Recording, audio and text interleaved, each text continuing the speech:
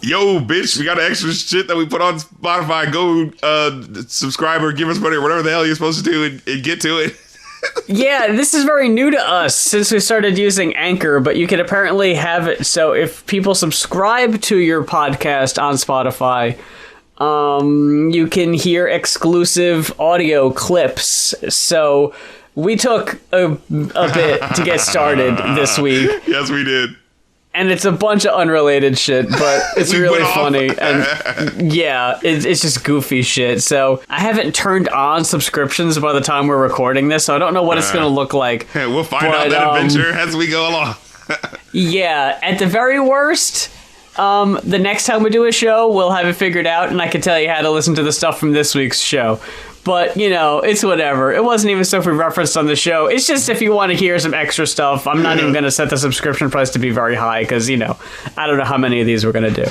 But, sure. Yeah, so check that out and enjoy the show. My cousin Walter jerked off in public once. True story. He was on a plane to New Mexico and all of a sudden the hydraulics went. The plane started spinning around, going out of control. So he decides it's all over, whips it out, and starts beating it right there. So all the other passengers take a cue from him, and they start whipping it out and beating it like mad.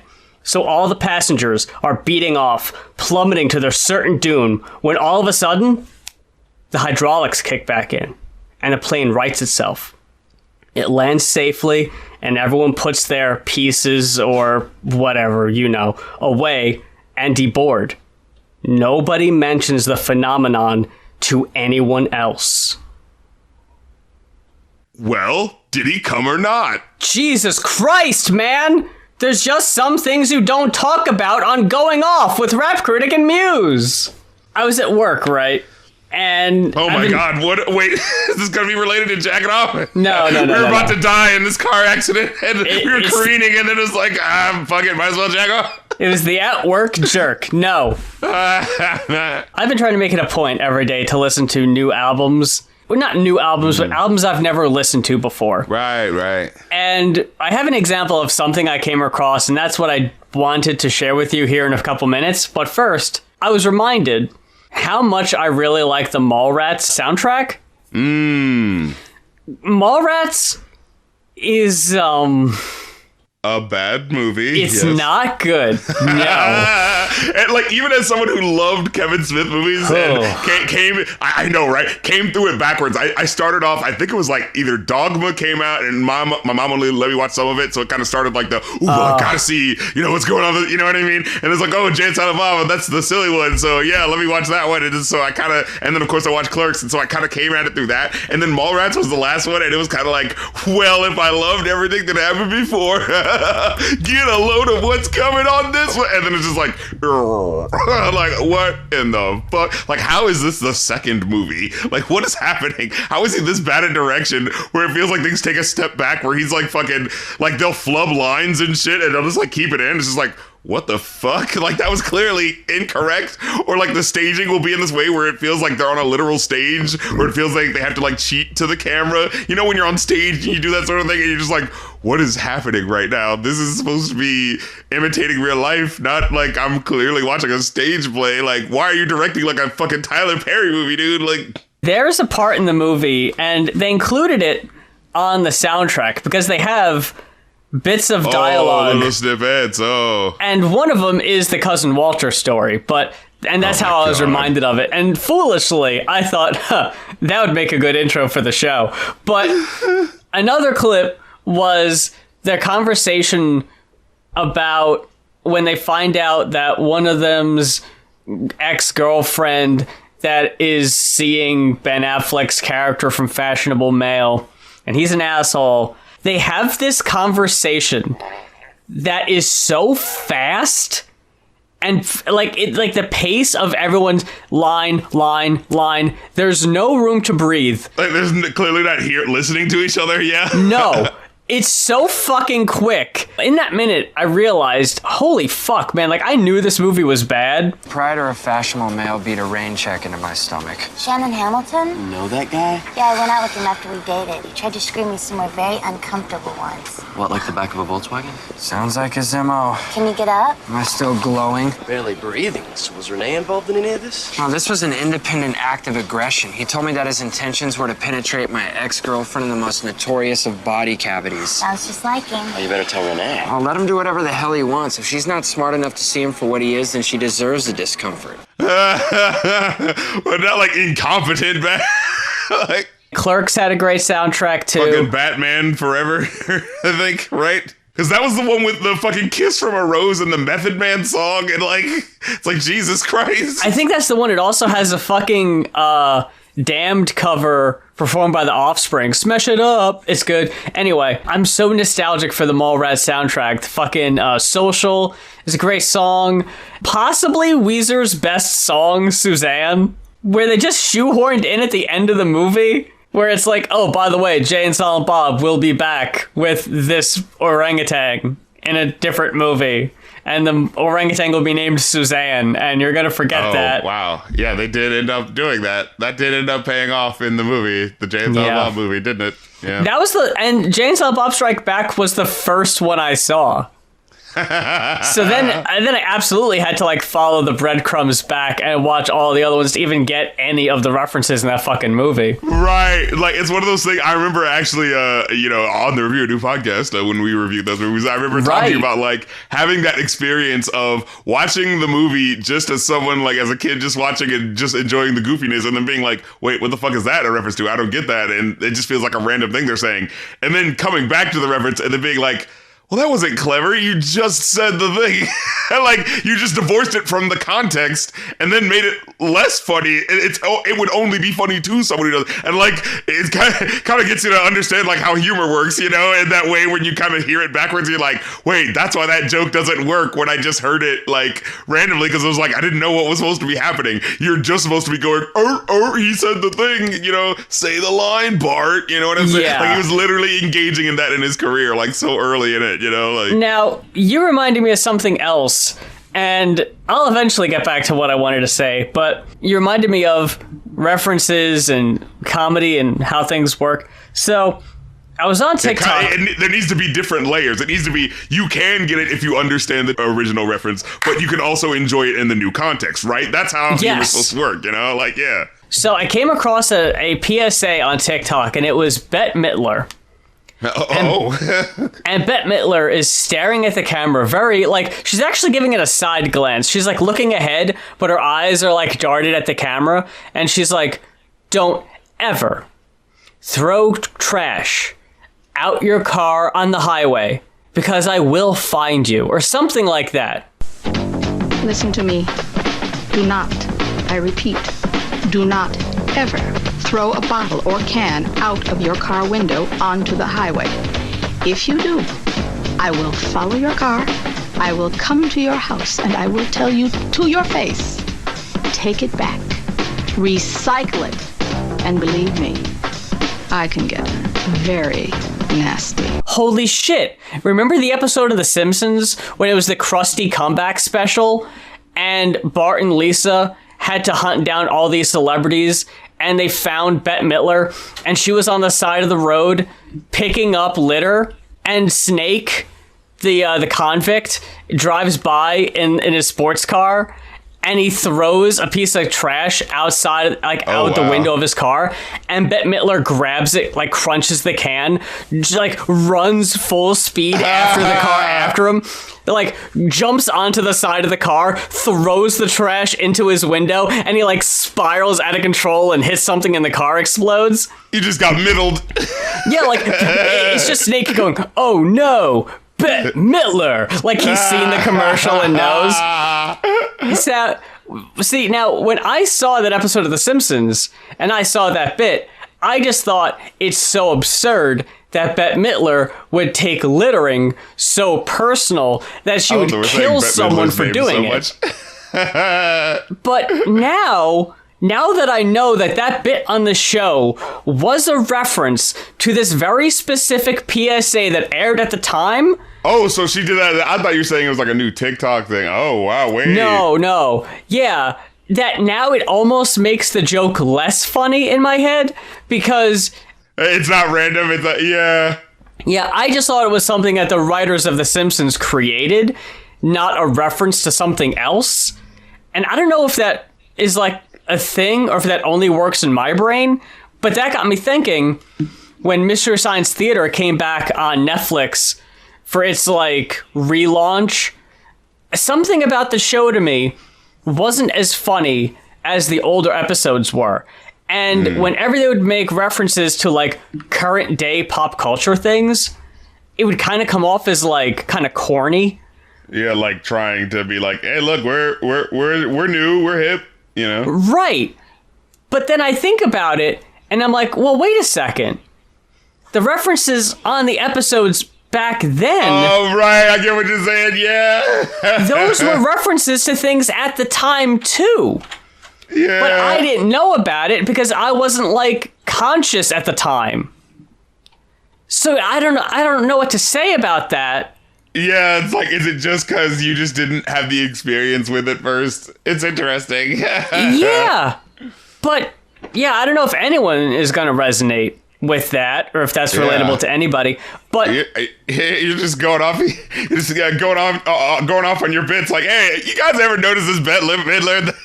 Yeah, I'm just rattling these off real quick. But the last one I had here. So I'm listening to different albums every week, and I'm basically just going through my Spotify library of albums that I've liked over the past few months, but never actually took the time to sit down and listen to. Just to kind of check them off, or like, yeah, I want to buy that at some point. Just, you know, clearing it out, kind of doing spring cleaning, so to speak, in February. So I came across an album called by the band The Flirts. Okay. It's this like poppy new wave girl group album from '83. And their first album called 10 Cents for a Dance, I think, was actually pretty fun and just like harmless, just kind of like, you know, pop music from the 80s.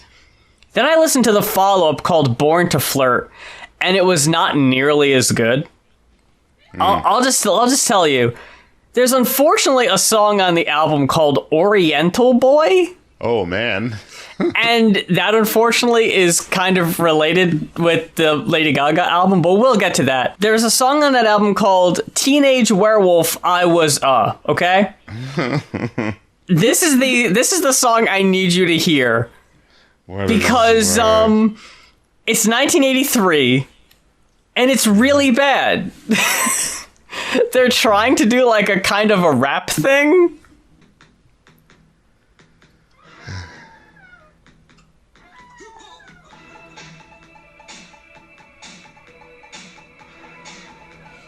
What is this?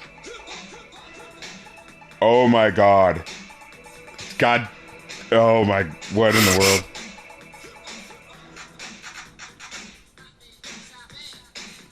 What? Stop it, don't stop it. Who are these people? Voulez-vous? Did they do Voulez-vous? No, that's ABBA. Who the hell are these people? The Flirts. What's their big hit? They don't have one. Oh, I was trying to figure out, like, how am I supposed to know who this is? You don't. It's just this. It was the 80s, and it was time for the ladies. Yeah. Oh my God, that little... That always makes shit sound cheaper. I don't know why. Okay, so as I'm listening to this, my eye is looking over to the video for Caribbean Queen. Have you seen this video? No, I don't think so. That's is that Billy Ocean? Billy Ocean, go take a gander as long as we're going off. Okay, sure. Because I've seen the music video for Get Out of My Dreams and into my car. Have you seen that one? Or is it, oh, excuse me, Loverboy. Look up the video for Loverboy. Loverboy. Oh, okay. Yep. Dramatic electronic music, the closed captioning says. And before you even think about it, nope, it's not from that movie. What movie? Just watch. Oh.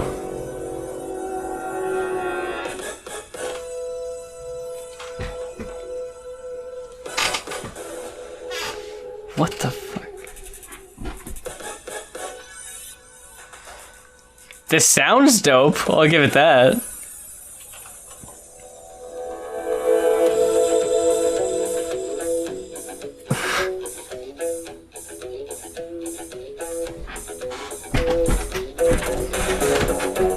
Wait.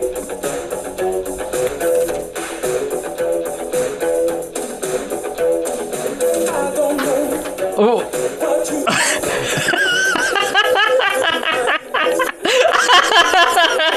What the hell? No. Wait.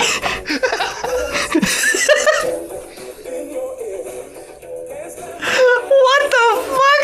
Wait.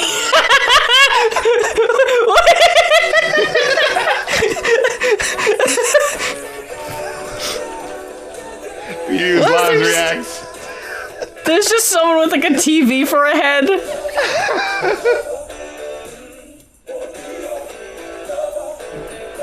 Okay. I've absolutely heard this song though. Right. As soon as you get to that hook, you're like, oh snap, that's so the 80s R&B song, yeah. Oh my god, man. So I came across this video, and I was like, what in the world? I don't know if you want to keep watching it. I'm still looking at it. I can't look away from it. It doesn't get any less weird. This weird lizard man. And there's like Jawas in the background with like light up eyes. Yeah, there's such a specific imagery. So much coke, man. Had to have been. The year was 1984. There's just a dancing sailor ape man. And then the video just spirals off into space. Now we're back in space. And there's a lizard guy who looks like he's singing the lyrics, but he's not. Like, he's moving his head in a way where it seems like he might be, like, into the lyrics. No, he's just going... But the lyrics are happening at the same time while his head's moving, so you're like, were they supposed to try to sync that up? You're like, is that supposed to be the, like, representation of Billy in the song? Yeah, and he's fucking Lando Calrissian in another scene over here. Oh, yeah. So, I had to look this up, because I came across this and I'm like, what in the world is happening? Yeah. And here's the explanation. The year was 1984, and a little music video called Thriller had just come out. Oh, no. Put some elbow grease in these videos, you know what I mean? Make them really look good. Because the whole time I'm like, this is such distinct imagery. Is this from a movie? Is this from like Dune 2 or some shit? Some weird fucking Kangaroo Jones and the something about us, but you know, these weird ass 80s movies. Buckaroo Banzai. Yeah, and the plan from outer space or whatever the fuck. But no, it's just that they were thinking, oh shit, music videos, after that Thriller shit, music videos are about to be a big fuck deal. So let's just throw a bunch of money in costume design at a music video. And this is gonna be the shit. But it looks so embarrassing now because it's like, what the hell are they doing? Like, because everyone's just standing around aimlessly, you know, it's not leading to anything. And no, the like, one guy... some of the costumes look pretty good. Like, I gotta give them credit for that. But it doesn't make sense. No one's doing anything. Yeah, and the only thing that happens is one guy comes up, the guy we've been seeing with the lizard face, shoots that guy with the laser blaster, and then just grabs the woman and runs off. And it's like, what? Yeah. And then they just go off. Like, there wasn't even anything happening. We're not sure if she was like kidnapped, if he's the hero, if he's a villain. It's just like, you know, honestly, it seems like a commentary in and of itself. You know, it's like, hey, sometimes in wild space, man, there's just guys just taking women at their leisure. You know, it's a crazy space out there. You know. I understand at a certain time period, especially around 84. like MTV was what, 81? It really was. I'm sorry, the very last second, it's just like after all the writing on the beach, it just cuts to the lizard man just in front of the camera, just going, just raising his hand in front of her, like, awkward looking white lights. Billy Ocean's Loverboy. When you think of Loverboy, think of this weird ass fucking video, guys. And he fucking... Why did it put a growl? Why did it have to end with a big scary animal noise? It's so weird. And you know what's weird? It's like, it's the song Loverboy. And like, you know, when you get to that hook, it's like, Lover. Like, it's such a, like, innocuous 80s song. You know, it's not like a, you know, Devo weird ass thing. You know what I mean? Like, yeah. So it just defies explanation why it's so intense like this. Because, like, I understand, at the time, if you're someone like Billy Ocean, you're not exactly the most charismatic person. You kind of, you know, you just kind of, you're going along with the wave. But you're a big pop star, right? You know, you're a big pop star, but yeah, like, what sets you apart? What's going to get your song on MTV? Of course you need a cool video, because the first few months of MTV, so many of the videos are so boring because it's just the promotional videos we had lying around. Yeah. No one gave a shit about MTV. Now it was like, oh my god, MTV is making stars. You need to have your video on there for your song to be a hit, pretty much. Yeah. So Billy took a fucking chance, or someone, whoever at the label was like, hey. Someone high up was like, all right, we know this is going to do big numbers. Maybe we can quadruple the numbers by jumping on this MJ music video long form train.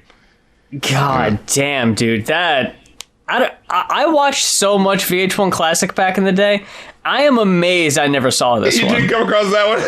I never saw this one. The internet be recovering jewels. That's incredible. I'm putting that last... Ladies and gentlemen, for your viewing pleasure, definitely give it a look yourself. Yeah, and that dude at the last frame of the video, he's going in the thumbnail. People need to see that. Ladies and gentlemen, presenting Billy Ocean's Loverboy. Wow, man, I wish I had something to combat that. I don't. But I mean, the Bette Midler thing was quite interesting. Yeah. Yeah, that's true. We got started talking about fucking if I was a teenage werewolf and that awful hip hop, whatever that guy in the background was doing. What I don't know. What was happening? They were trying every fucking thing to get that fucking song over. We've heard of hip hop. Let's try a little, you know. Basically, it's like the Tom Tom twins or whatever the heck. Remember the Tom Tom Club? Yeah. Yeah, remember there was that whole awkward thing. It was like, we don't really know what hip hop sounds like, but it's like when someone goes, it's like, what the fuck is happening? Like, do you think like black rappers are like, you know, mythical creatures from like fucking Where the Wild Things Are? Like, you know. Of course, you need a hoopsie bubba. Hoopsie bubba. You gotta have some dog noises, and then you have someone going, James Brown? Yeah, James Brown! You know what I think it was? I think they were probably imitating that guy who does the double Dutch bus. I think that's all gonna come out by that time. Maybe that's what they were going for. Oh. Because I just don't know what else they could be referencing. Look, man, like... Black people are quite creative musically. It hasn't aged particularly well, but seeing as it was fucking sampled by Mariah Carey. Right, it's kind of been grandfathered in. And Lotto, like, it's culturally relevant. And even though it is just two white people from Talking Heads, you know, how weirdly specific, trying their hand at it, it worked. I've seen other people say with confidence that David Byrne has autism. Yeah, I think I remember hearing that, yeah. But something that I'd heard watching this documentary about Talking Heads back in the day was that they were doing their albums, and then David Byrne he just silently quit the band and didn't tell anybody. What the fuck? How do you do that? You just stop showing up, and you just start working on your own stuff, and don't tell the rest of the band. Dude, I'd be so mad. I'd be like, dude, you're like the main guy. They were really pissed off. But now I'm sitting here like, oh no, it makes sense though. I get that now. And I wonder if the other members of the band are like, oh, yeah. Was that when they did the Tom Tom Club song? They're like, oh, shit, we got to try to strike it out on our own. This motherfucker's just leaving us naked, twisting in the wind. Fear of Music came out. That's the album with Life During Wartime and everything. But between that album title, Fear of Music. Fear of Music, and the next album, the one we reviewed, Remain in Light, it was between those two albums where David just, like, left. Wait, are you telling me David Byrne wasn't on that album we were listening to? What the fuck? No, he was. They got the band back together, but there was a time period. Then someone had to go like, dude, you know we're like making money from this, right? Like, what are you doing? Like, this right here, this is working. Can you please, like... We've got a great thing going. Dude, I really wish someone could just have that pep talk for so many bands from these eras. Just be like, guys, stop fucking up. Like, we can just keep making money. You know that, right? Like, how much more money could have been made if they would just stop fucking around? But yeah, I just thought that was very fascinating to find out that, he just up and left, and they didn't even find out from him. They were like, oh, David's got some music out? Dude, you know they were like, you know they were having that fucking, they're in the studio, like, and they're just like, hey, well, I kind of want to put in my little contribution. Let me work on this and that. And he's not showing up, and it's just like, well, as long as he's not here, hey, let me put on something I've been thinking about. And they just having that slow realization, and they're just like, hey, is he not? Is it hey, you're thinking you're having like a free day or something like that. Oh shit, I'm Apple D-App and I'm gonna finally get my solo track. And then you're like, wait, is Black Eyed Peas just not a thing anymore? Oh no. You're in the studio after hours, you're fucking laying down tracks.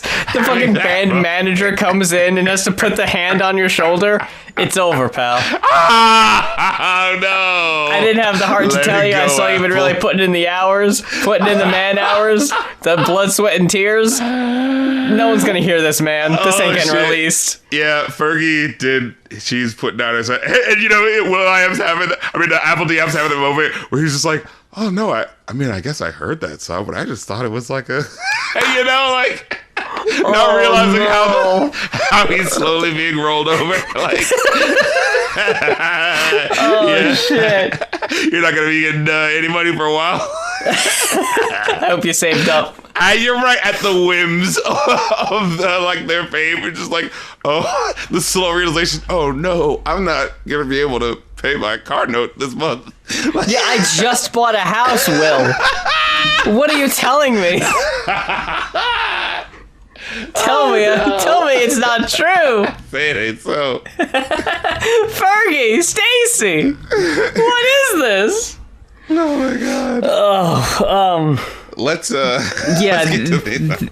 Oh yeah, and I guess the Grammys happened, but Oh, how could I possibly forget music's biggest night? I didn't watch it. After all of that, it's like, oh yeah, by the way. And we didn't do Grammy predictions. We didn't do anything this year. Oh, no. I feel like the curtain gets pulled back more and more when you're just kind of saying like, oh yeah, it's just a bunch of people who are like famous just sitting in a room and, it's like, you know what I mean? Mike the Snare was right, and the Grammys really don't mean anything. They just don't matter to anyone. Although, it was nice to see Kendrick win for The Heart Part 5 for, I think it's like a best best rap song or something to that effect. So I was like, okay, they're acknowledging something. And I think Wait For You by Future and Drake won for like best, it's like melodic performance rap or something like that. And out of the songs that were nominated, I was like, well, okay, I see that. Because I do remember liking that song, especially over the other songs that were nominated. Like one of them was like Jack Harlow or some shit. I loved seeing Kim Petras and Sam Smith win first out trans woman in the pop duo or group category, and that's historic. Everyone was talking about Wendy Carlos as the actual first transgender woman to win a Grammy, but that was, oh my god, so fucking long ago. So people were actually talking about that for once, and that was cool. Everyone's pissed off about the fucking unholy performance, at least the Tucker Carlson types. So wait, I didn't see any, like, the performances I saw just seemed like classical music and sort of like jazz and stuff. I didn't see any like mainstream pop stuff when I clicked through. Well, I didn't see the full performance, but from what I saw, the stage was on fire. Kim Petras was dancing in a go-go cage, and Sam Smith was on stage wearing a fucking top hat with devil horns in it, and everyone just going, "It's Satan! Holy shit! It's fucking Satan!" People want to make cool shit, and so they use like cool imagery. It must mean that it's the devil. Like, you know. Like they're seriously being like, "Look, y'all, we've been telling you it's been demonic for years. I don't know how much more proof you need. It's right there in front of you. They're not even being subtle about it anymore." And we're just like, "No, we're not." And you know what it is? It's one of those things where it's like, you think you're so clever, don't you? Like, you think like, you figured it out. Guys, the devil horns? But what if it means like they're actually worshiping the devil? Like, brilliant deduction. You found out these evil conglomerate that's controlling the world. You figured it out. Congratulations, you smart cookie, you know? It's like when I'm watching wrestling and there's a pay-per-view coming up and a ladder match is going to be on the card. We got to climb the ladder to get the fucking title. And it's like the last show before the pay-per-view, and someone in the ring who's in the match pulls the ladder in the ring, sets it up, and sits on it. And one of the commentators goes, "Is that ladder symbolic of the ladder match?" Like, no! It's literally just a ladder. It's not symbolic of anything. It's a ladder. It's a hat with horns on it. Right? It just looks cool. Jesus Christ. But yeah, we got Lady Gaga and we got DMX. And how we just happen to have these two albums fall into our laps are thanks to our Ko-fi. Yes. And that is ko-fi.com/going off. What is that? I don't know. I like ko-dash/. I was sitting here going, when I say slash, if he says slash, I'm asking him what that is. Because he said that for 3 weeks, and I'm not letting him get away with it anymore. He thinks he's slick. Thinks he's getting one past me. You gotta wake up a little earlier than that, buddy. No, but it's slash going off. That's GOINOFF. That's how you get there. And you can request an album to be reviewed on a future episode of the show. How about that? Boy, it's easy. I just we like couldn't the dash simplify and the this slash anymore. rhyme. You know, I'm a simple man. Simple. All I want is money, fucking fame. I'm a simple man. We went 2 different directions with our. Oh, we did. Holy shit. When does that ever happen? Yeah. How many minds will we be of the music we'll be listening to tonight? Let's see. Let's start. What do you say? I'm thinking of the Lady Gaga first. First? Yeah. Yeah, sure. Okay. Requested by, of course, Dr. Goadman. No. Can't escape the I know, what a guess. clutches of the Goadman. Goatman's coming through, man. I gotta say, and their requests are holding always our fates in their hoof. Yes, in their cloven hoof. So this is the Born This Way 10th anniversary RC. Wait, what? Oh my god. Oh no. Did we listen to different ones? Born This Way. Yeah. But it's the Born This Way 10th anniversary with the 5-track bonus disc. Did you listen to that? Ah, fuck. Oh no. Well, hey. Oh no. That's what I'm here for. I've ruined it now. I hope I can't sleep, and then I dream about it. And when I dream, I hope I can't dream, and then I scream about it. And then you cream my about conscience it. eats at me, and I can't dream without me. Just shut up, Mues. I'm trying to talk.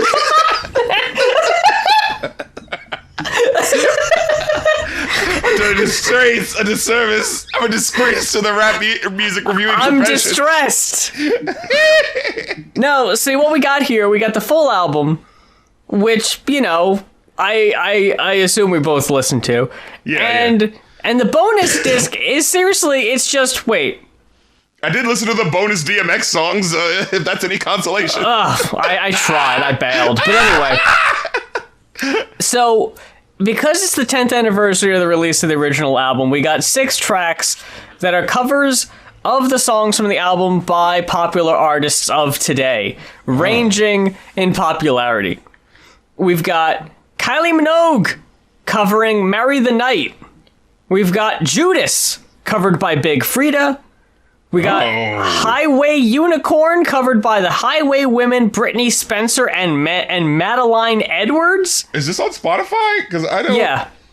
Yeah, you just gotta look up Born This Way, 10th anniversary. It's a 2-disc thing. The second disc is the 6 tracks. Oh, okay. Yeah, I didn't see this. Damn. Hey, it's all good. This is just us being even for the Jaden Smith thing where we listened to the 2 different things, and I fucked up there. You and I covered by Ben Platt, who is, I think, in the Book of Mormon and a couple other things. You're the Judas. Edge of Glory, covered by Years and Years, and this is the one that's gonna hurt. Born This Way, covered by Orville Peck. Oh, wait, now. That, honestly, in my opinion, is really the only reason to listen to the second disc, because the rest of it's... I'll get there. Well, at least Orville Peck represented. Oh, absolutely. I thought you were about to go. I was feeling like it's a damn shame. I was like, no. Orville Peck always delivers. I gotta say that. Okay, has yet to disappoint. Right. So, I think I'd mentioned this on a recent episode that Lady Gaga has a tendency.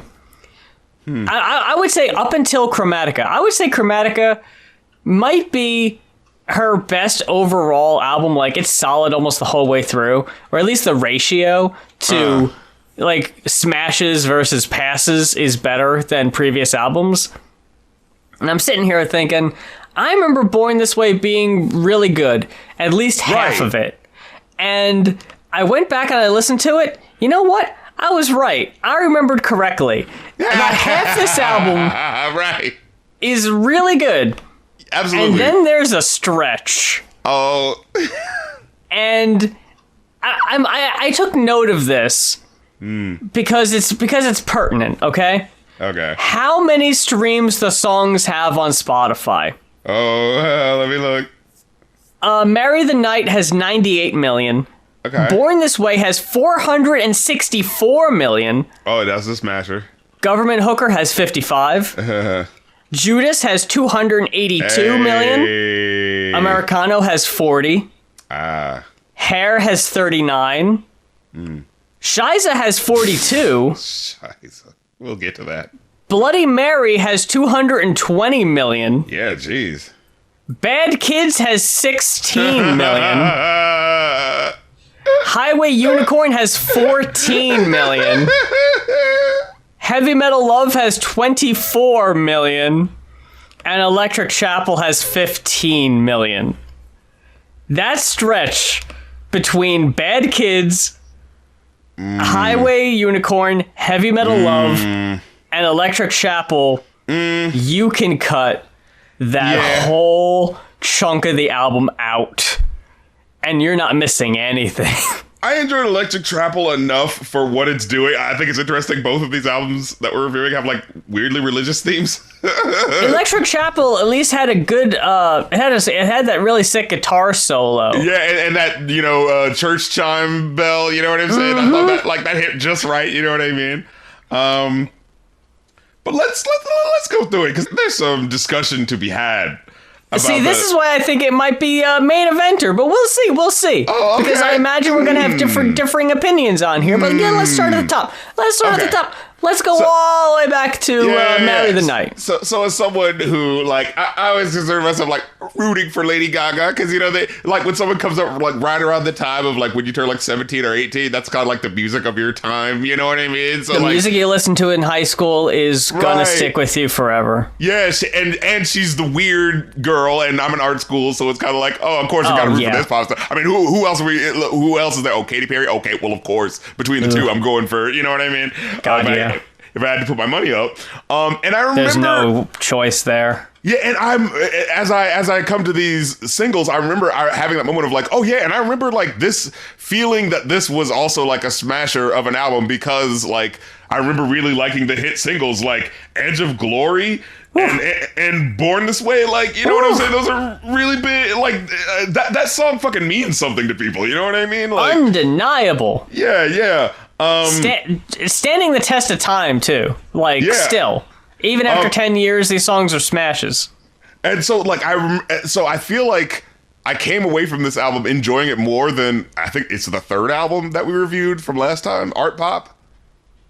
Yeah, Art Pop came after this one. Yeah, so I find it interesting. It's kind of like one assumes there to be like the third album. I mean, the second album is kind of like the sophomore slump. But I was actually listening. I was like, I think she's really consistent with this one. Not fully, as we will discuss. But I actually it's definitely a step up from the Fame. I will say that. Yeah, right? Like, she doesn't really know who she is on the Fame. And while there is, like, definitely promise, like, this one feels a lot more realized into who she is. And I think it pays off a lot more. So it's one of those things where, yeah, you get a step up in terms of, like, her personality, you know, coming through in the music. Now, I will say, Marry the Night kind of starts off on a bit of a, like, step down. Because as I'm listening to it, my brain is just going... This just sounds like I'm on the edge of glory. This just sounds like first draft, I'm on the edge of glory. You know what I mean? Like, as I'm listening to it. Like, and it's like, it's not even that it's bad. It's just, there's two levels of shit like this where it's like, both give me the same vibes. And yeah, I love it so much. And then there's that, that one gives it to me so much more that I can't help but feel like this one isn't as cool. You know what I mean? So that's how I felt about the first track, right? Oh. Then we get Born This Way. Wait, I'm sorry. I'm sorry. We can't just blow past Marry the Night, though. Not like that. Not that quick. It's a solid track. It definitely is. And especially in the third verse, I remember there being like the synths are kind of like shiny and they kind of like have their moment. They come in and really like, you know, snazz things up a bit. But I just couldn't shake the feeling that it was just like, I don't know. I feel like this just isn't hitting as hard as the way this is making me feel about the other track and how it's reminding me of it, you know, just rhythmically. I don't know. It definitely hit me more, especially because of how slow it is to start, but then it just really fucking hits you with the chorus, and then the song only gets like more and more intense, and by the end it's just like, has in your feels. The music drops out, she's just kind of doing it a cappella. I think I enjoy Marry the Night more now in hindsight than I do Edge of Glory. Even though at the time, I liked Edge of Glory way more. The lyrics and what she's saying and how it puts you in, like, the real world of where she is, right? Like, but lace up my boots, throwing some leather and cruise down the streets that I love in my fishnet gloves. I'm a sinner. Like, you know what I'm saying? Like, I do like that, the idea of this person who's just, like, so much of this album feels so 80s. Like, you know, cosplaying 80s, you know, like, if we're, you know, it's the San Junipero future and, like, we can live in whatever decade we want and, like, well, I want to live in the 80s, you know? And so when the music gives me that Cyndi Lauper 80s Alphaville, you know what I'm saying? You know exactly that feel I'm talking about. I'm just like, I get cozy in it. So, like, yeah, like, it gave me a little bit of that feel, but I feel like I got it so much better on later tracks that, like, even as I come back, it, like, you know, when you do, like, I've listened to the whole album, and it's like, how does the first track hold up again? It's like, I just felt like I was getting, you know, what happened later a little stronger, you know? But the lyrics I definitely can't take away from it, but yeah, it just didn't all the way come through in terms of, like, the presentation for me. And then we get Born This Way. The progressive, religious, and a furry at the first couple of lines. Is that... Yeah, I was like, oh yeah, like, no matter what sexuality, that's right. Like, or capital HIM. I was like, I mean, I guess you could be religious, you know, okay, you know, yeah, fine, like, put your paws up. Okay, what are you're getting so specific?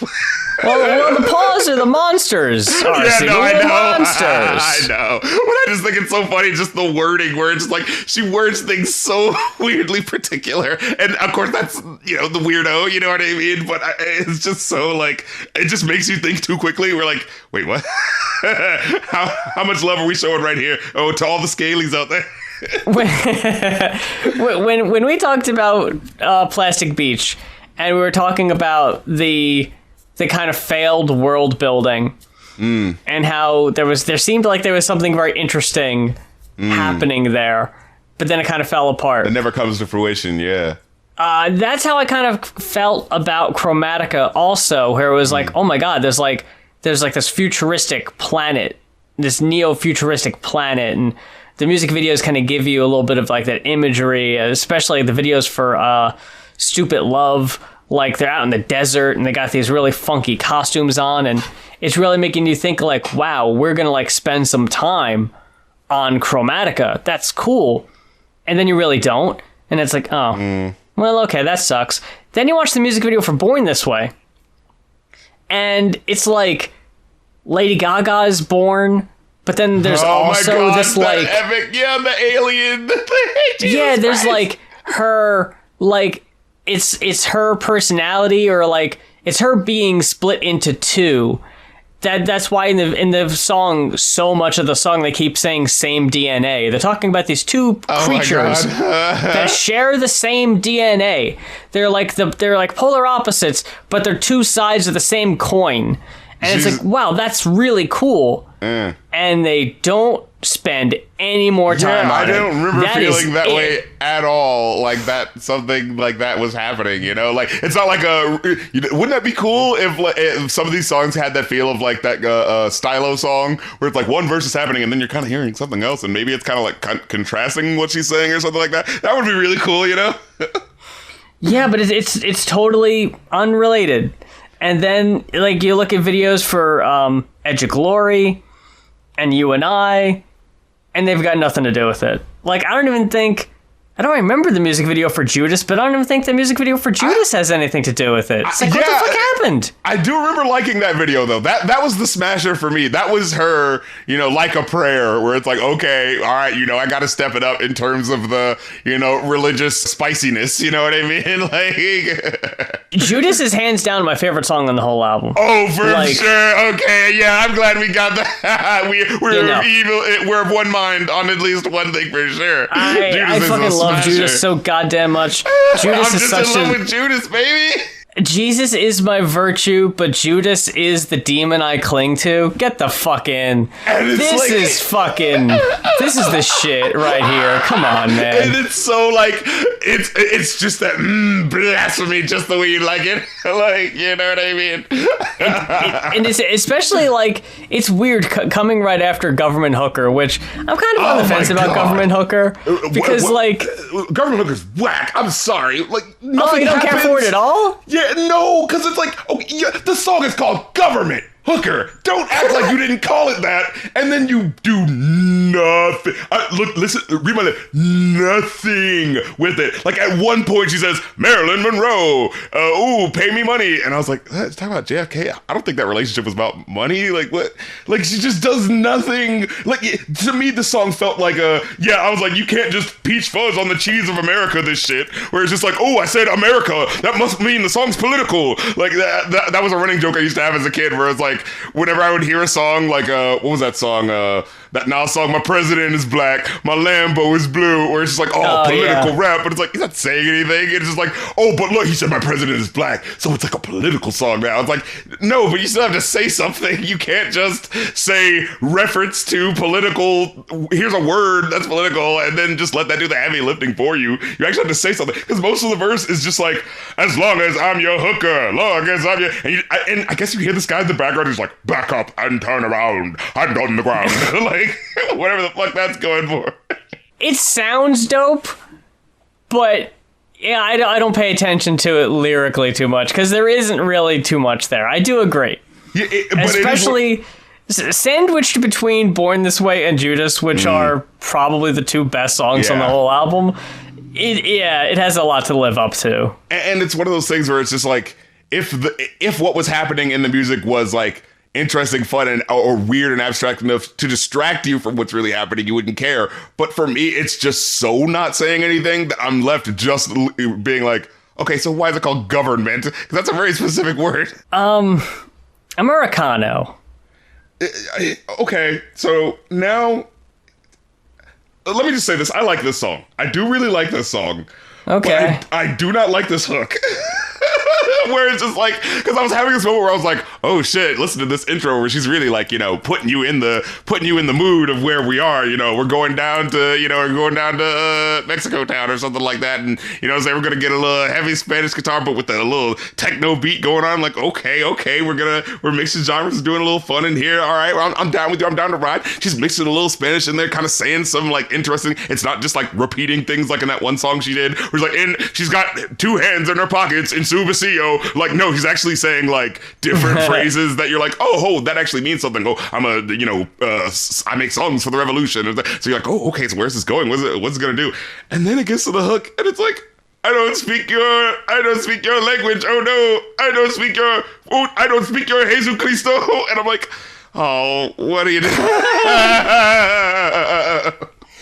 Like, it's such a letdown where you're just like, I'm liking the atmosphere and how this is all building up. And then I'm like, what the hell are you talking about here?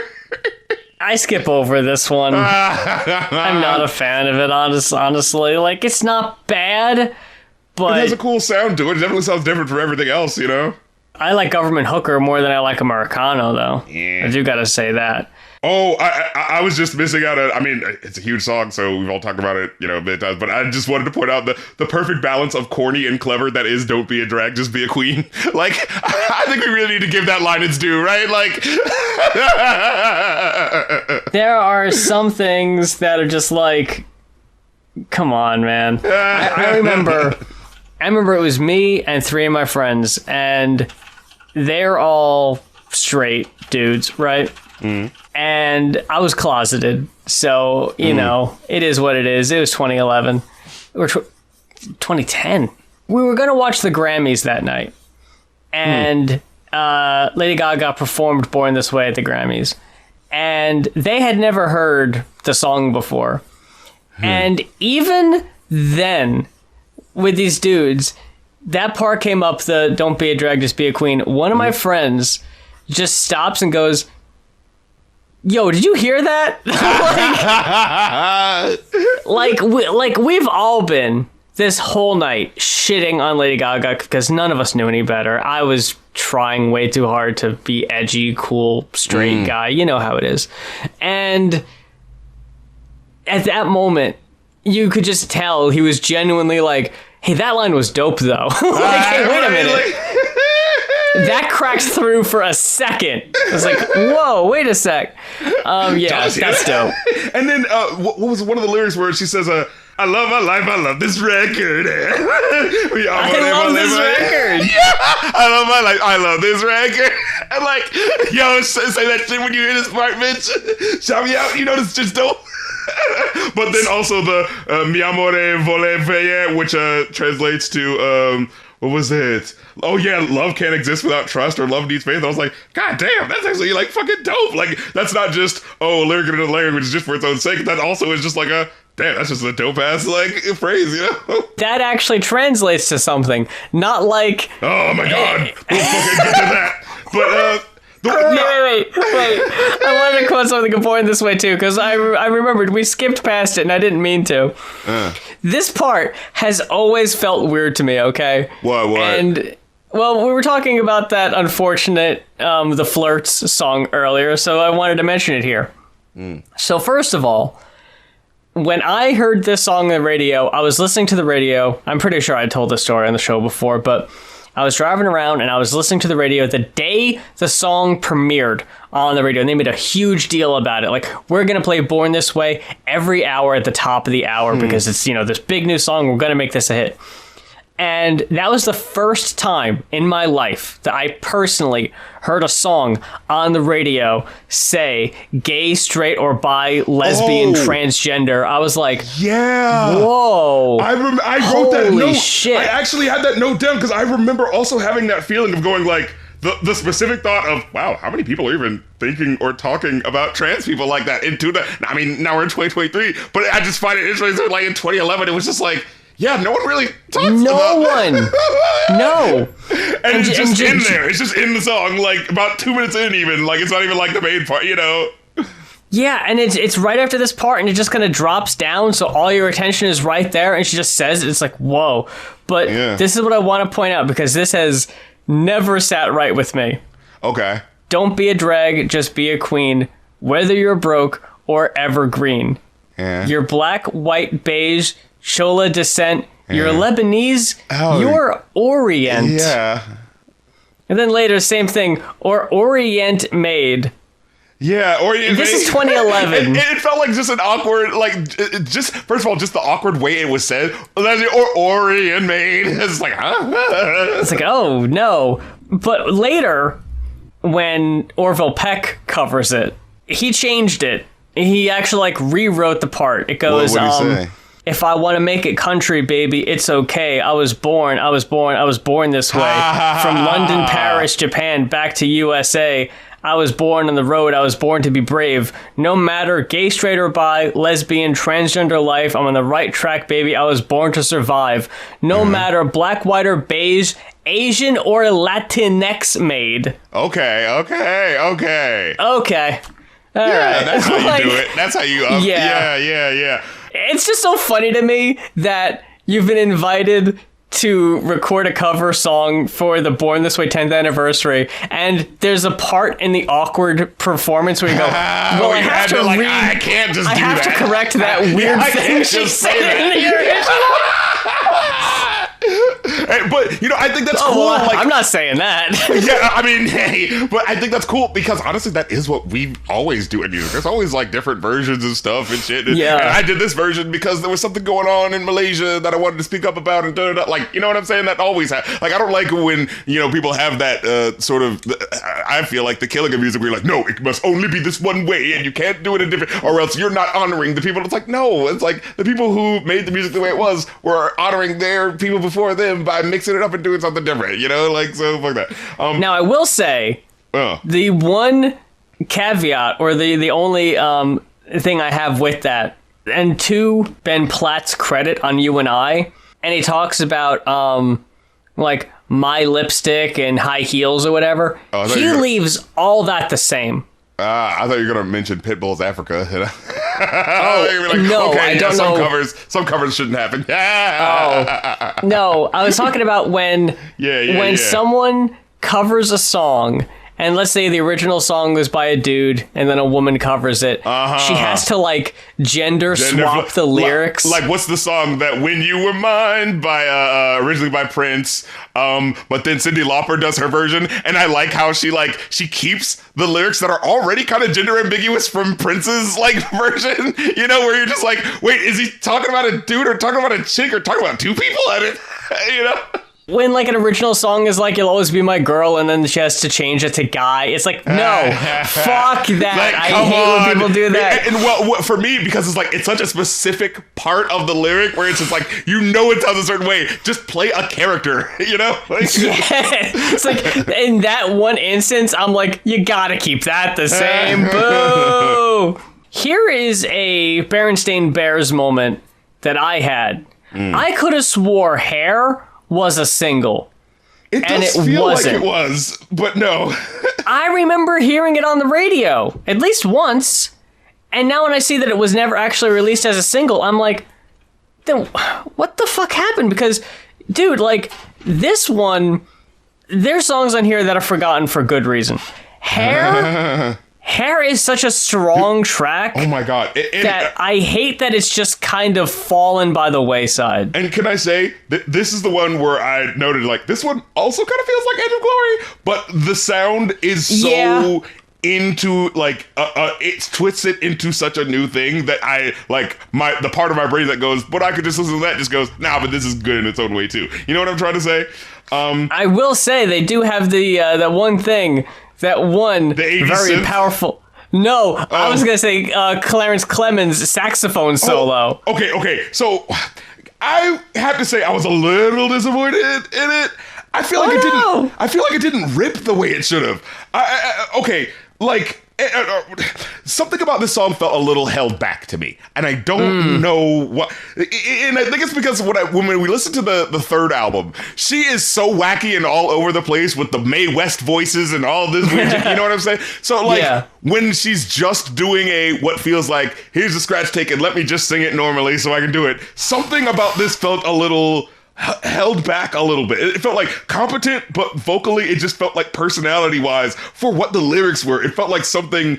It felt like it should have been jumping more at me. And I think it was because, especially after the Americano track, where there was so much personality there. And it was just like, but then by the time it gets to the hook, I'm like, what was this actually leading up to? With this, where the lyrics are more specifically about someone being this punk who, their hair matters to them, that fucking, I mean, literal hair, the musical, I love that, so I love hair, you know what I'm saying? You know how I feel about hair. So it's like, like I was riding for the sentiment, but something felt just a little slightly dialed down about the way she was, like, doing it. I can see that. And then, so, oh my God, there's a little... just a soupçon of sax that comes in like early in like the verse or something like that, where you're just like, ooh, I need to hear more of this color. I can't wait till it comes back. I can't wait. And then when it, I was begging on my knees. I'm like, yes, give me the blast of the wailing, blow, saxophone. big man, blow. Yes, I'm waiting for Bleeding Gums Murphy to fucking blow me back. You know what I'm saying? But then when it comes in, it just feels like, man, and I'm like, huh? No! I was like, oh, what are you doing? Like, you gotta hit me with that last Friday night Katy Perry motherfucker. Sounds like he's on a fucking, one of those things that, blow up like bicycle. You know, that shit where it sounds like you're just playing a whole bunch of fucking notes, but playing it really good. Let me tell you something. Yo, can I go off on a really quick tangent? Yes. Kenny G, okay? Yeah. We need to put some respect on this man's name. I feel like for the longest time, whenever the art school, whatever the heck it was always like, oh, fuck Kenny G, he's lame, he's so whack. We all know Kenny G's whack, right? I took a second, and part of it is like, oh, easy listening music. Oh, how whack, how dare you just make easy listening, it's stupid.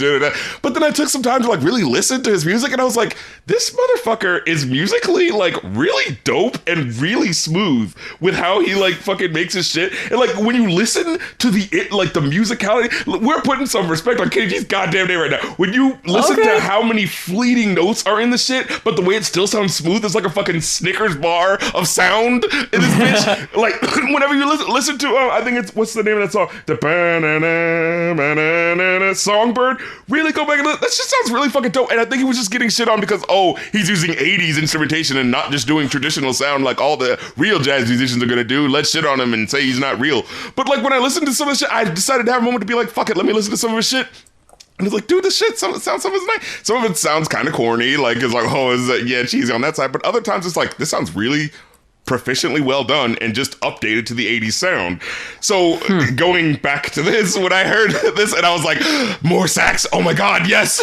And then when it kind of just turned out to be just like a I was just like, it made me, you will never catch me any other day saying that I would rather listen to a Katy Perry song than a Gaga song. But in this moment, I was like, damn it, I want to hear that. You know what I mean? Yeah. I wanted to hear it rip specifically over this music, and it didn't really. You know what I mean? So I was like, damn. It was definitely deserved, and it was like, oh, where is it? Right. Oh, yeah. And I wrote that, this song feels the most like she's that weird kid you'd hang out with and be like, nah, but, everyone gives her guff because, her hair's a little ratty, but she's cool. She's going places, she's got ideas. Okay, we got to talk about Shiza. Yes, let's. What? I get it, okay? She's going for the early 90s techno, someone speaking in German over this beach. You know what I'm saying? I get what she's going for, but it just feels like such a weird parody. It was like, I'm not typically one to be like, oh, the German people are being disrespectful. It's no, they know what they did. They can get people making fun of their accents all day.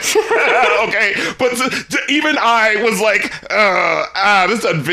this feels kind of Looney Tunesy, Looney Tunes. Yeah. Okay, look, I understand. When I found out, because I'll say straight up, I really like this song. I've always liked this song. I think it's dope. I think it slaps. I think it's really a strong cut. It's definitely a vibe. When I found out that the German lyrics are just gibberish, just nonsense for the most part, yes. But now look, I think we have to be fair here. We need to be fair and balanced, like our boy Tucker, okay? Like we were trying to make some sort of, news show. Woke M&Ms are back.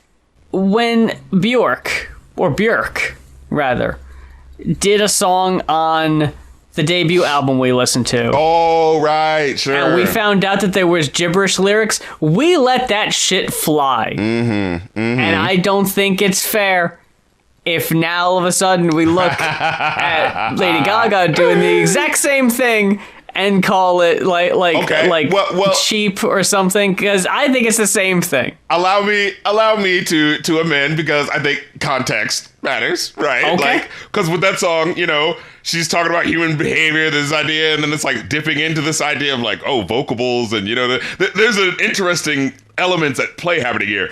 This is just being goofball. I know it's big German, but I can if you wanted me to. And it's like this part of it where it's like, I'm aware of it and you want to enjoy it for that. But then if you do know like any German, it's just like, what do you do? And it's specifically with the song title, because the song title is Scheiße, which just means shit, and a lot of people know that. Yeah. Like, a lot of people know that. But what's funny to me is that the way she says it is Schatze. She keeps saying Schatze. And I was thinking, and I had a moment where I was like, wait, does she mean Schatzi, which is German for like darling? Like, oh, you're my darling, like Schatzi. Yeah, and like this is what I mean by like, if you know any German, it's just like, what's she doing? Because the lyrics, which vary from what she's actually talking about, where it doesn't feel like it actually does mean anything, you know? Because at one point she's like, oh, put on a show tonight, do whatever you like. Scheiße, be mine. Scheiße, be mine. And I'm like, shit, be mine. Shit, be mine. Poop, be mine. What's happening? Are we discovering she has a coprophagia thing? But then I was thinking, oh, she must mean Schatzi. Like, oh, Schatzi, be mine. And I was like, okay, if you would just asked a German person, they probably would have been able to. Or it's 2011, Google exists. Like, we'll see, just because look up if you come on, Scheiße, at least look up Scheiße. Make sure you're not saying poop in your song. But then later on, she says, love is objectified by what men say is right. No, it's another one. Oh, yeah. I wish I could be strong without the Scheiße. Yeah. And so it's just like, what? I wish I could be strong without the poop? Or I wish I could be strong without my love? Like, what would she be talking about where she could be saying, I wish I could be strong without it, but also saying this thing, be mine? Like, you see what I'm saying? Like, she's not even consistent with the nonsense. If you're at least consistent, she's trying to say with it without the bullshit getting in the way. Without the bullshit of the gender dynamics and the dynamic of, like, if you're a strong female, you don't need permission. Like, but in relation to the be mine, yeah, I don't know about that. Yeah, see, that's what I'm saying. It's like, if it was at least consistent, I could at least be like, okay, she's saying thing. But yeah, if like, I can get on with that. But then if I'm hearing the previous lyrics, Scheiße, be mine, it's like, but I thought this was a thing that you wanted to do away with. So why do you want it now? Like. Yeah, I think maybe partner with someone who knows the language and can help assist in that way, because that is a bit awkward, I will admit. It isn't consistent, but on the contrary, it kicks ass. Like, I guess it feels very, this is totally revolutionary if you in no way pay attention to what I'm actually saying. Like, it just feels like she's not actually saying anything when I'm listening. We're just like, when I'm on a mission, I rebuke my condition. If you're a strong female, you don't need permission. And it's just like, okay, I guess that's saying something. You know what I'm picturing right now, RC? I'm picturing we're in front of a classroom. We're presenting to the class, and you are up there, and you're on the whiteboard squeaking away. You are writing all these formulations, all these calculations, and it's filling up the board. You can check the math. It all makes sense. It checks out. People can follow it, and like, well, you know what? He's right. He's got a point. And I walk up, and I grab that whiteboard from the top, and I spin it around real quick. And the other side, all it says in really small handwriting is just goes, it kicks ass. And the classroom, they all stand up and go, yeah! Because I think we're both valid in our critiques. I totally understand where you're coming from. And everything you're saying is legit. I will not argue that. I thought you were just about to say, it's just vibes. The song does kick ass, though, at the same time. I thought you were about to just say it just says, it's just vibes, though. Yeah, essentially. Like, I mean, am I wrong? And the class is like, no. No, but I that's the thing. I totally get what you're saying. It kept getting in my way as someone who, like, and I'm not going to act like I'm fully fluent, but just knowing a little bit where you're just like, huh? Scheiße. Oh, you're like so close. Like, If you're fluent in like fake German, yeah, she says like monster or something like that at one point. So it's like, oh, it's a little cognate word. Yeah, she has some ideas. Yeah. you can kind of follow what it might mean, even if it doesn't mean that. Here's the thing. If you're having enough fun, I can see you excusing it. But it's just... for sure. Yeah, it's that sort of deal. But I wasn't having enough fun. Well, that's fine. To be fair, I wasn't having a whole lot of fun from this point on. But you know what? That's fine. See. Bloody Mary. The next track is Bloody Mary. I think it's okay. Yeah, I thought it was a cool track. I like the Daft Punk digital glitz that it had going to it, you know. I will say, though, and this is something we talked about on the show before, TikTok ruined it for me. Oh, no, what happened? Because they made a version of the song where it's sped up just a little bit. And it's like, ooh. Where you're just like, put my hands, and it's like, ooh, fuck yeah. And then you listen to the album verse, just hands, it doesn't hit the groove as hard. Yeah.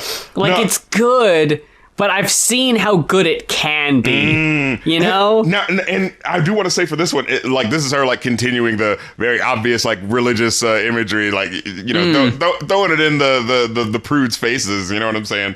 And I also just love how she does an interesting voice here, and it's a voice she doesn't normally do, where it's like she like gurgles a little bit. She's like, "We're not just here for Michelangelo's to carve." Like, like she sounds like the girl from Encanto who does that. What is it? I'm strong, but I'm also weak mentally inside. You know, like it kind of sounds like I have insecurities, and I got to carry the family. There was also a breakdown in that where it's just like, Gaga, Gaga. I loved that. I thought that was a really sick breakdown. When I think the Judah, Gaga. Like that, I thought for that too. Just the idea of like that fourth wall. Like I love when people like in little ways do this sort of like, oh, that's right, it really is me though. Like, you know, I'm making some dope shit. Like, am I shouting? Like, I don't like when... There are often times when R&B and pop guys try to do the rap breaking the fourth wall thing, and it feels a little lame to me. You know what I mean? Like there's only so many people who can do Backstreet's Back. All right. You know, you gotta do it a certain way. You know what I mean? Like, it's David Bowie, bitch. I got another hit for you. You know, like.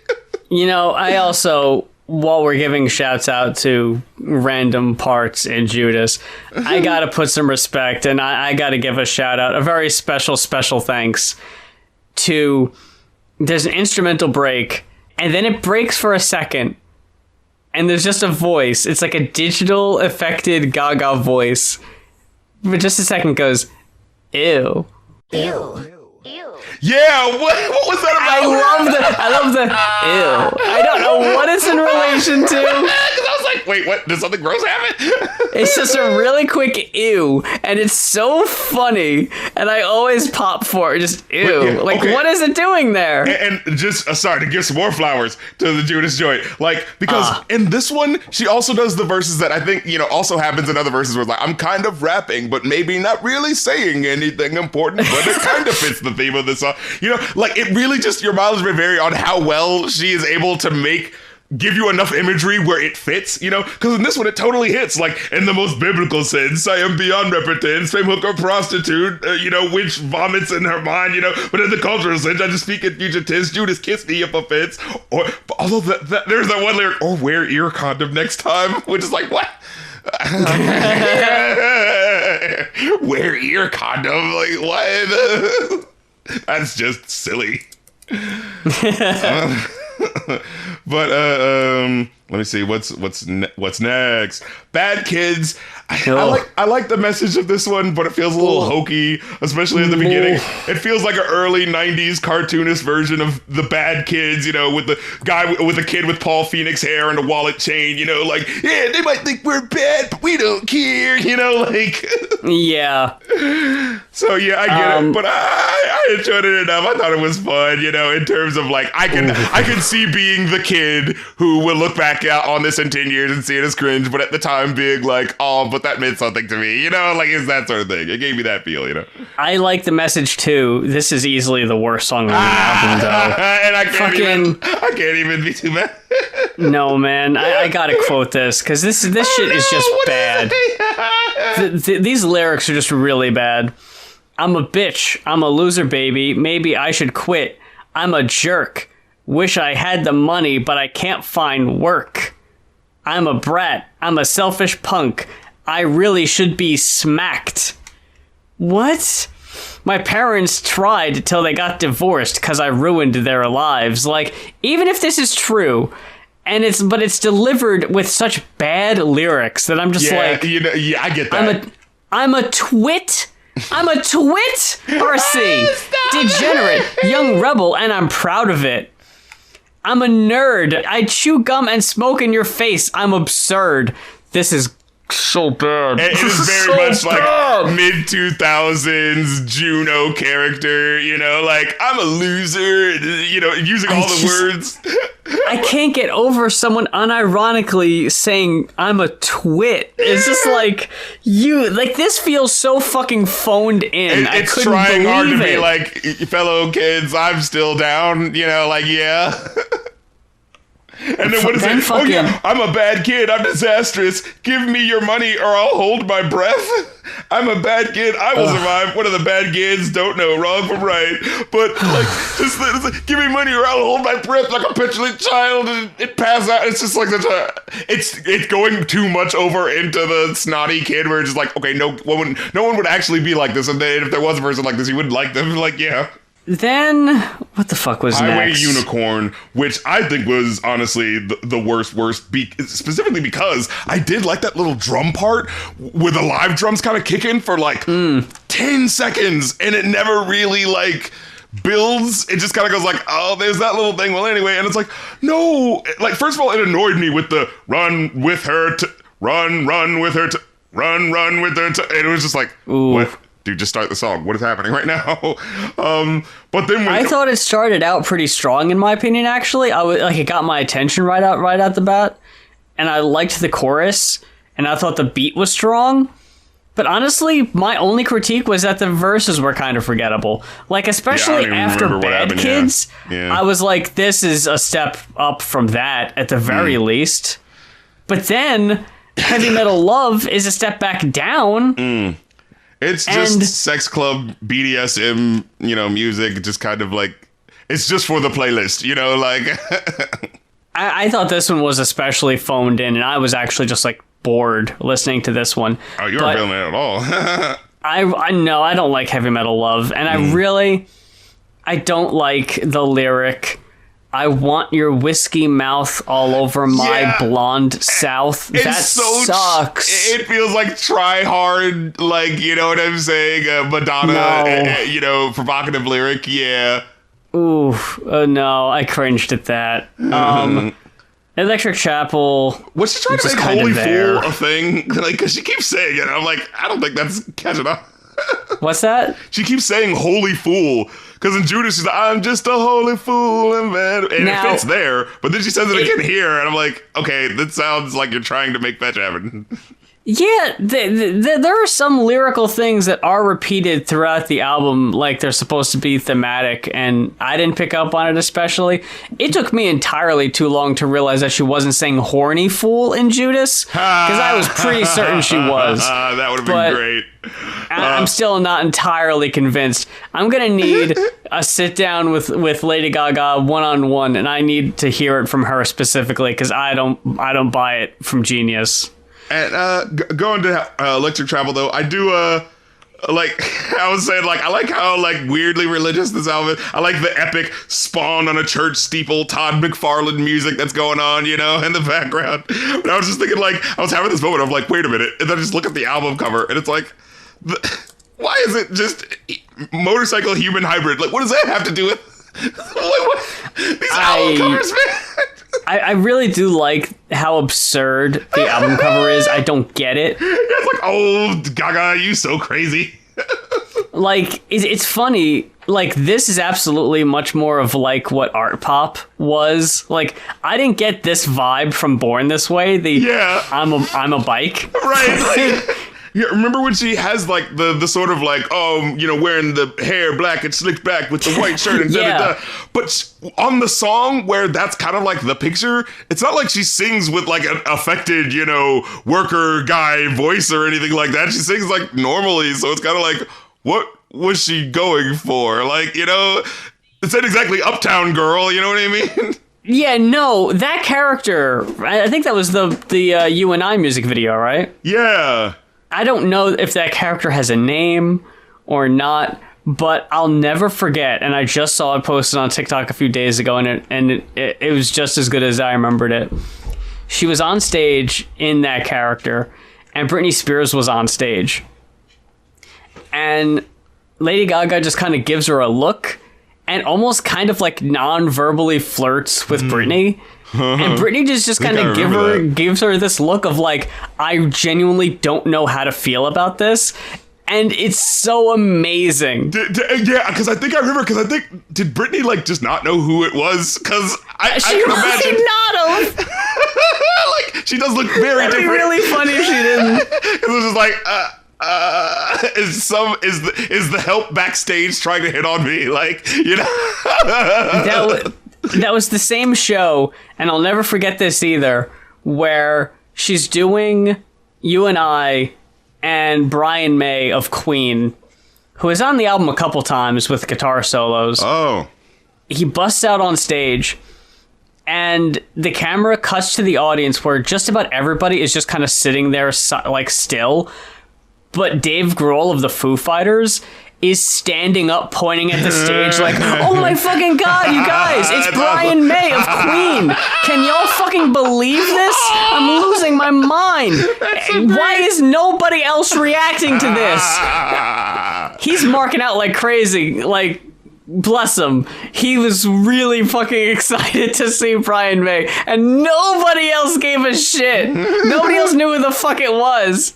You and I honestly, I don't dig this one that much. I think it's a little, it has a bit of a, like, wonky techno country industrial angle that I wish I liked more. Like, like I get that it's quirky and it's like, there's something about it that there's something that feels a little too put on about it. I think it's when the We Will Rock You claps come in. It feels a little too, going for the big 80s song, the drunk at the end of the night. And we got like, Brian May here, so now we got to do the Queen thing. You know, and I do like the sometime, like that hits for me every time. Definitely, for sure. But yeah, just something doesn't come together all the way for me by the end. This feels like Gorilla's Lady Gaga song where it's like, we're gonna go for just whatever genre, sure. Techno country, sure, let's do it. You know, like that's what it honestly feels like. But it feels like in a way where, I mean, honestly, we just talked about how I just talked about how kind of disappointing Plastic Beach was, but man, I do really wish I could hear a Gorilla's Lady Gaga song, like, and what that fucking would sound like, you know? Yeah, I think it's strong. I vibe with it a good bit. Oh, well, it's just interesting how it's like, for such a, you know, subversive persona that's all about like, I'll throw your religious imagery in your face, bleh. And then to have this weirdly earnest, like, we got a lot of money, but we still pay rent, cause get my house in heaven. There's only 3 men that'll serve my whole life. It's my daddy and Nebraska and Jesus Christ. Like, it just feels so like all of the monsters, all of the, you know, the queer people that have, like, you know, left their hometowns in Nebraska because of the, you know, background. You know what I'm saying? It just kind of feels like they get to this point and they're like, you know, they're all wearing their fun, weird costumes and they're just kind of like, shout out to the hometowns that raised us, I guess. You know what I mean? Shout out to Nebraska. Yeah, I don't know. This song in particular, and I don't know where I can find any of these, unfortunately, so I don't know how many there were. All I know is, when this song came out, in North Carolina, on certain radio stations, they replaced Nebraska with Lady Gaga saying Carolina. I gotta hear it! Oh, man! It's just Carolina and like, it sounds natural enough that I guess she just recorded. Carolina and Jesus. I guess she just recorded a few different versions. Well, see, I always wonder about that, I don't know how many versions there were. Yeah, I always wonder about, like, you know, when people do edited versions of songs, and sometimes you'll listen to it, it's like, wow, it sounds seamless. Like, you know, it really does sound like they just recorded that in the same take. Like, how the fuck does that happen? Because other times you'll hear edited versions, and it sounds like they edited in words. You know what I mean? Like, yeah. So it's like, who's paying for the good editor, and who's cheaping out, you know? So I take it you're big Edge of Glory. Oh, hell fan, fucking yeah. Yeah. Dude, I feel myself being on the edge as I'm fucking listening to this joint. There's no going back. Now, you know what's funny? When the song starts, though, every time the song starts, I feel like I'm not gonna like it because it starts with that that sounds like that shitty Katy Perry Dark Horse song. Yeah, and my brain goes like, no. oh god, it's gonna sound like a 2010s pop song. But then when it really kicks in, I'm like, wait a fucking minute. Let me get my fake 80s sax. I know you didn't listen to the 6 tracks. You're not missing out on anything, and I feel bad for not really having too much to say about them either, but just going through them real quick. I don't know why Kylie Minogue sounds like she's singing with her nose closed, like pinched. She sounds so fucking nasal in the song, it's really distracting. Yeah, she sounds really nasal, and there's also like these warbly effects in her voice that are really distracting. It's not very good. The Judas, big Frida cover, she kind of adds the bounce style, like her genre of dance music kind of makes it her own, I think. Switched it up substantially. There's no replacing the original, obviously, but I think it's worth a listen. Highway Unicorn by the Highway Women is the only thing I wrote down is yawn. It was very boring and uneventful. You and I by Ben Platt sounded good enough, but his voice wasn't really enough to merit a whole new version of the song, I think. I'm very confused as to why there's a cover of Highway Unicorn on here at all. Like, was that even a fucking single? Yeah, what the hell? We couldn't get Hair or... Oh my god. You know? Yeah. I don't know what that was doing. I'd like to hear Spanish. I would have loved to hear a Spanish artist, you know what I'm saying? Like, get that one, that's the missed opportunity. Why couldn't we get fucking Bad Bunny doing it? Oh, man. That would have been sick. Anyway, yeah, the only thing I said before was that Ben Platt sounded like a good Glee cover of the song. Kind of unnecessary. Just kind of sounds pretty. The Edge of Glory by Years and Years, I thought that was a really great cover. I would suggest people check it out. But again, it's just kind of them doing the song again. They don't really add too much to it. But the Born This Way Orville Peck cover is absolutely a standout. Absolutely worth checking out. He kind of does the whole slow drawl Orville Peck singing to it and really makes it his own, and it sounds really personal and deep because of how he sings. So that one's really great. The album by itself, without the 6 bonus tracks, they gave it a 3.75. I think it was like a 3.78 or something. And overall, with both of them, it came to 3.75 on the dot. So that's what I'm going with.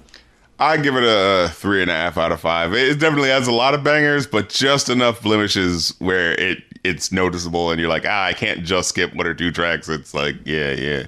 I really do hate how much I love between Marry the Night, Born This Way, Judas, Hair, Shiza even, You and I, and Edge of Glory. I think they're all such good songs. I hate there's so much filler in between, on here. Yeah. That it really does knock it down almost a full half. If nothing else, if people have heard the hits and they like them, check out some of the deeper cuts. I know we disagree on Shiza. I think it's worth checking out. And I know we disagree on Americano, but if you can ignore the hook. And we disagree on Government Hooker because I actually liked that one a little bit. It's one of those things where the title really did drag it down, where it's just like, come on, dude, don't act like you don't know what you called this song, and you're really just gonna be like, ooh, I'm your hooker, I'm your hooker in a general way, really? It really did seem like she was trying to go for something deeper than she ended up really hitting on with that one. Yeah. And even if it's like it's one of those things where a lot of these songs, you can clearly tell it's not like she had she's getting her abstract songwriter on, so I understand it doesn't, but you have to hit me with at least enough imagery where I can justify it in my mind. You know what I mean? That's what a lot of songwriting really allows you to do. Even if it doesn't fully come together, there's enough meat where I can justify the meaning of what is being said here, Yeah. I don't want to rush this. We have been going for about 2 hours. Yeah, Jesus. And we're just now getting to DMX, The Great Depression. Well, let's get to who requested it. Thank you so much to the next GUI for your request. I think it's the next guy. The next guy? The next GUI. Just the way it's like randomly capitalized. It's spelled like DUI, it's GUI. Yeah. The next GUI. The next GUI. Isn't that like something to do with like computers or something? GUI? GUI. I don't know. I don't know. Anyway. Now, this is our third DMX album. Yes, The Great Depression by DMX. And can I tell you, I've always been a surface fan of DMX, where like all of the hit singles, I love all the hit singles, just never really got around to listening to full albums until the podcast, right? Yeah, me too. Can I tell you, like, I did not know what to expect. Like, I thought it was just going to be, hey, more of the, the Swizz beats that kind of sound a little cheap but have their charm to them. It's like the synths that you can kind of tell aren't real, but like if he does it a certain way, it can really like have some pop of pizzazz to it. But I was fucking pleasantly surprised by the musicianship on this album, and where like he took shit to the point where I was just like, you ever have a moment where you're like, I was listening to this album being like, am I sure I'm not listening to like a revamped, reproduced version of this album? Because it felt so fresh. A lot of this production, like where I was just going like, are you sure this isn't like a rebuffed remix that they just did? It so much sounds so fucking good just musically, and to a point where it's just like, I'm so used to just a certain sound of DMX where it's just the hard gritty sound, to where it gives you a different color on this album. My brain was really going like, what the fuck? Okay, damn. Now it all doesn't perfectly pay off, and we'll talk about it, but like just the fact that the sound that came out of here was just so different than what I was expecting, to the point where it's just like, oh yeah, I guess it's like, damn, a lot changed from 99 to 2001. Like, yeah, it's just 2 years. Yeah.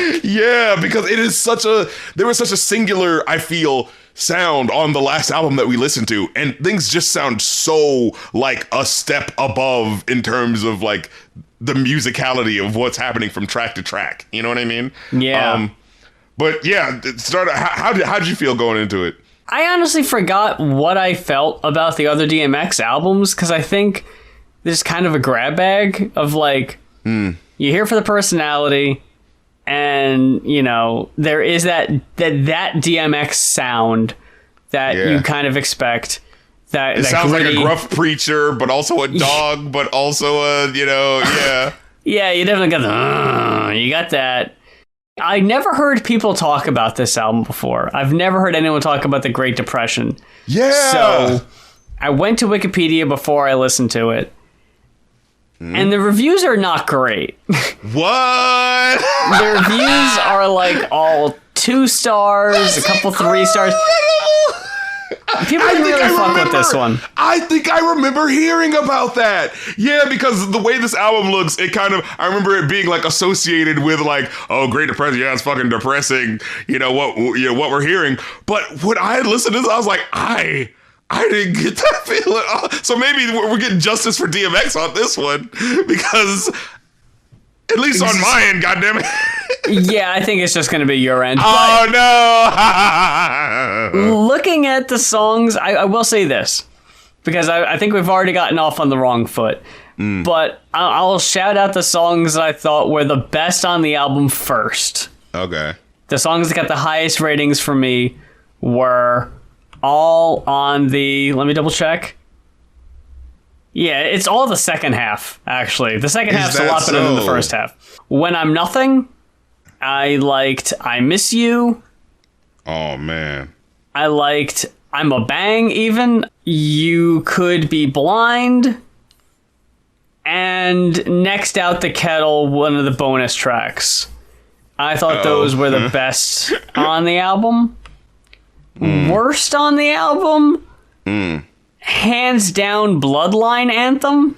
Oh no! This fucking shitty rock sounding, cheap ass rock beat. That was garbage. That one sucks. I think it just threw me for such a loop. Where it's just like, it's not that I don't expect him to like do rough music. You know what I mean? But it was just such like unexpected. I was just like, huh. Okay. And no, I didn't think it was like great. I especially thought that the hook was a little underwhelming. Like, what was that about? But like, it really just felt like that woman like came from another song and was like, okay. I think that also led to like the bit of the credence of like, is this a remixed album or something? Like something just feels different about what's happening here. And a couple of other tracks that I had thought about. But yeah, what else did you not like? I also thought Who We Be was really... No. Wait. I'm throwing the gauntlet down. No way. Who We Be is the fucking... Man, look, I'm willing to admit Okay. that I may I'll have take a some... step back. Hold on. Let me be a human being. You know what I'm saying? I'm willing to admit that, like, if you got the nostalgia for it, maybe it hits a little harder for you. You know what I'm saying?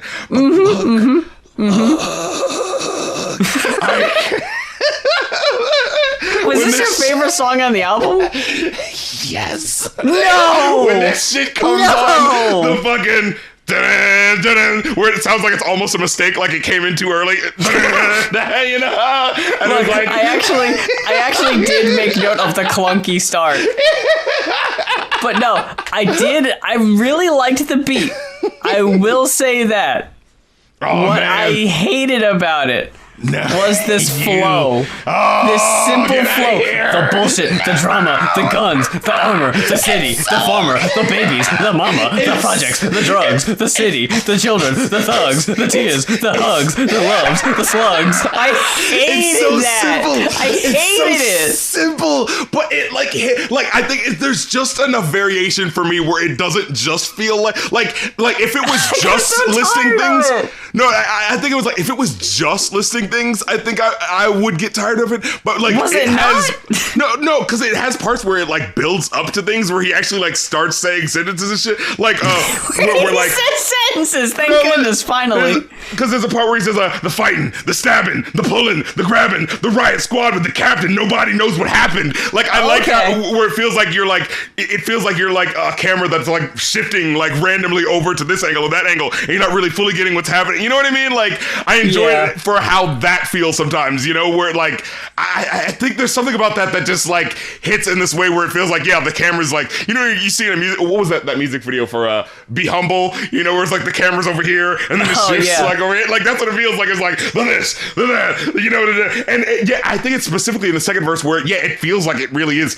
Like, it's very dun dun, but then it's like it feels like it's actually pulling you into the world and the mentality with what he's saying. Is like the 2 years in a box, revenge, the plots, the 24 hours that's locked, the 1 hour that's not, the silence, the dark, the mind, so fragile, the wish that the streets would have took you, would have had you, the days, the months, the years, despair, one night on my knees, here it comes, the prayer.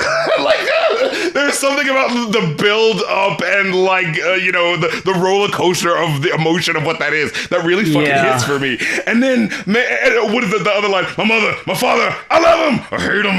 Like, it's so simply, it like really gives you that truth and emotion, right? Wish God I didn't have him, but I'm glad that he made him. You know, like, I think it pulls you through, you know? And I don't know, again, I am totally willing. You know, this is me and my Catholic high school, you know, surrounded by a bunch of white kids that are living economically better lives than me, you know? So I'm sitting here singing this code, they don't know who we be. You know what I mean? So look, maybe that's just for me. Maybe that's just how I feel. I don't know about you. Like, when I get to the end and it's just the I'm so rocking with it where I'm like, that's fucking right. They don't really know who we are. And then at the end where he's just going like, man, this shit is crazy. I do love when artists, you know, they're enjoying it so much they just like have to give it up. But I love this record, and right. But like this is the classic cheap sounding but creative production that like I was expecting the rest of the album to be.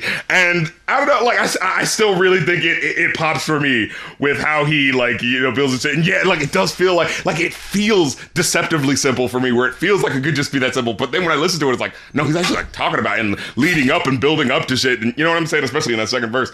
What did you think about Trina Mo? Trina Mo, dun dun dun dun no. Hey, we already skipped 2 tracks. What do we?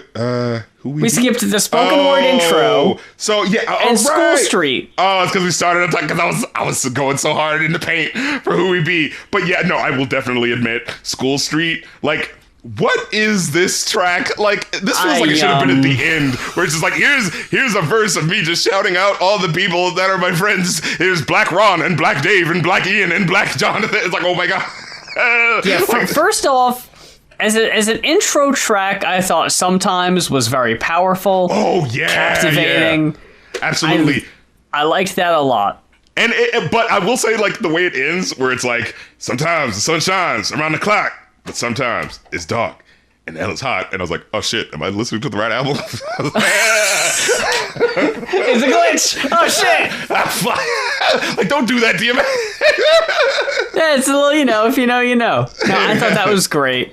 But then, of course, when you do that, when you start an album out with spoken word, I expect the next track to fucking deliver, right? Right, we're going to hit emotionally. You're going to give me something heavy. And really, the first thing I have written down is, hell yeah, killer DMX type beat starting out strong. That beat hit, and I was like, ooh, here we fucking go. And then immediately, it's just, oh, this is just a shout-out track. Yeah. I don't know why this is at the beginning, for one. And why it's so long. Yeah, it's one verse where he's like continually like, I'm not saying DMX only has to rap about gangster shit, but when he's just saying shout out to these people, it feels so like, what? This isn't you. Like I feel like Gary Oldman in The Professional. He's shouting out everyone. So yeah, I didn't really care for that one. Yeah, no. So then I was like, okay, Who We Be is going to be the mulligan. This is going to be the real one. And then I was like, oh. But you weren't feeling it. Oh, no. Trina Mo. Okay. This one slaps. Yeah, boy. This is that shit that's so fucking breezy. The first thing I know was I wrote down, I was like, yo, what the fuck? Why was this not a single? Bounce with that Trina Mo. I will say, though, this one line, I don't know how to feel about it. Oh, a little bit of hip-hop homophobia. Yeah. Well, wait. Was there homophobia in this one? Is it? Was it? In Trina Mo? There's definitely later in Bloodline Anthem. Yeah. Oh, maybe that's what I was thinking of. But I didn't pick up on it on Trina Mo. But Trina Mo, I have written down on the whole street is dirty N-words with funny moves.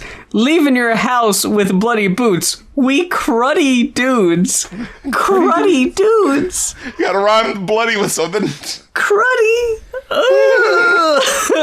I didn't like that. I thought that was like, ooh, oh no. But the music, like, this is the one where I specifically was going like, is this a remix album? Because it's like, it sounds so like, I can only can describe it as like a marble of music. You know how like, I don't even know if I'm doing that justice. Like how marbles will have like very clear and shiny with this cool stuff in it, like do do do do do do, like the shiny synth of it. But the way it rolls, like it's just so smooth. Like, oh, it was so breezy. Like I was like, what the fuck is this? And I was like, what is Trina? I don't know what the fuck it is, but it needs to be a fucking hit. Yeah. Bounce to that Trina Mo. And like, you usually expect him to be like the gangster rap like sort of thing, but he fits so comfortably in just like this, this pop rap sort of song. You know what I mean? Like, yeah. Like he goes straight from the preacher dog sounding dude to sounding like a dude who's getting jiggy in the club, and it like fits. Yeah. He's the guy who is like, that's what it is. He feels like a mystical here, like on this track. He jumps into that sort of fast energy rap, but it's party. You know what I mean? Like, yeah. And it wouldn't throw you off. It doesn't sound like a 50 Cent song where it's just like, I guess I'm partying, but I'm hearing a lot about how he's gonna kill me. Yeah. Okay. What did you think? You just reminded me. How did you feel about half this album being super religious, man of God? Yeah. And then the rest of the album being just killing all the time. He is like the most, what do you call it? archetypal or like the stereotyped version of like the gangster, but when I win the award, I give it up to God. And it's like, but you just said in the last song how you're gonna kill me. Yeah. I don't know how to swear like, that. Come on. But I will say this, it's like when he does the religious stuff, I believe it though. That's the thing. You know, like most rappers, whenever they do the sort of like, oh, but I got to do the one song, let them know I got some heart. It's usually like, okay, I know you did this just to check a box. But with him, it really does feel like he's going through like fucking anguish. He really does feel like tortured over, you know, his life. You know what I mean? And so like, I think that's what it is. Like it never comes, like both sides come across as real. So it never, like, it's weird. Like, it's, what is the word? Like, it's not incongruent. I'm trying to figure out that, like, it's different energies, but they don't contradict each other in terms of who he is as a believable person. Like, in the same way that, like, you know, when MC Hammer, when he does the gangster rap song, he may be a gangster, but you just don't believe it. And he's also a man of God, and I can believe that. But the gangster, I just don't believe, you know what I mean? It just doesn't, he can't portray it. But with DMX, you so believe that he's a gangster dude. And then when you hear him and how impassioned he is, you so believe that he wants to be a man who, you know, is living a more righteous path, that it's like, it comes together in this sad picture of a man who's trying to be better, but it's like, but the streets keep pulling me back, you know, like so now I think I would have got it if there was like more, when the songs where he is just talking about just like, oh, killing, if there was a kind of sense of more remorse, conflict, that's what it's missing. Isn't. It really is just cool guy, I'll pop you if you fuck with me, Yeah, so I was just like, all right, you know, whatever. That's why I guess how you felt about it, because I didn't really know, like, I didn't think it was anything that really took away from it, but it was obvious, and it was a bit, like, I had to make note of it, you know, there was no ignoring that. It's definitely part of his persona. But, and then there's We Right Here, which I think is just not as good as Who We Be, but definitely a banger in terms of like, this is the basketball game song you play. Like right when you hit that dunk, bring it, what we right here. You know what I mean? I thought that one was kind of mid, honestly. I didn't dig that one as much. I understand that one. I feel like even at the time, in terms of like DMX's hit songs, I do feel like this one was right at the start of the cooling off period. I do remember that. But at the same time, I do remember enjoying it enough that like whenever it showed up, it would be like I think it was on like Martin Lawrence's like Run Tell That, and I remember being like, oh shit, and I think they were like playing basketball during that scene, so I think my brain just permanently associates it. But this definitely feels like it needs to be a sports anthem. All right, when you slam dunk, bring it, what? Yeah, get right in their face, we ride. The gravel in his voice on this song, I just feel like it's a little gravelier than I feel like in a lot of his other songs, because just the way he says that, we ride, it just feels a little deeper than I feel like I hear him on the other songs, you know? Yeah, and I think for him, because this he also does a bit of a gimmicky flow on this, and I feel like he did that a lot. Like, what was the other song? The What's My Name? Like,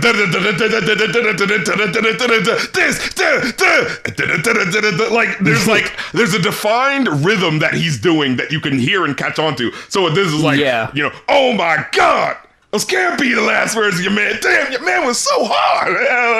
You know? So it's like, but it works for me. Like, I'll definitely take the other joint over this one, but it still like has that flavor to it. It's like, I see what you're doing, and I can't act like I'm not enjoying the rhythm of it.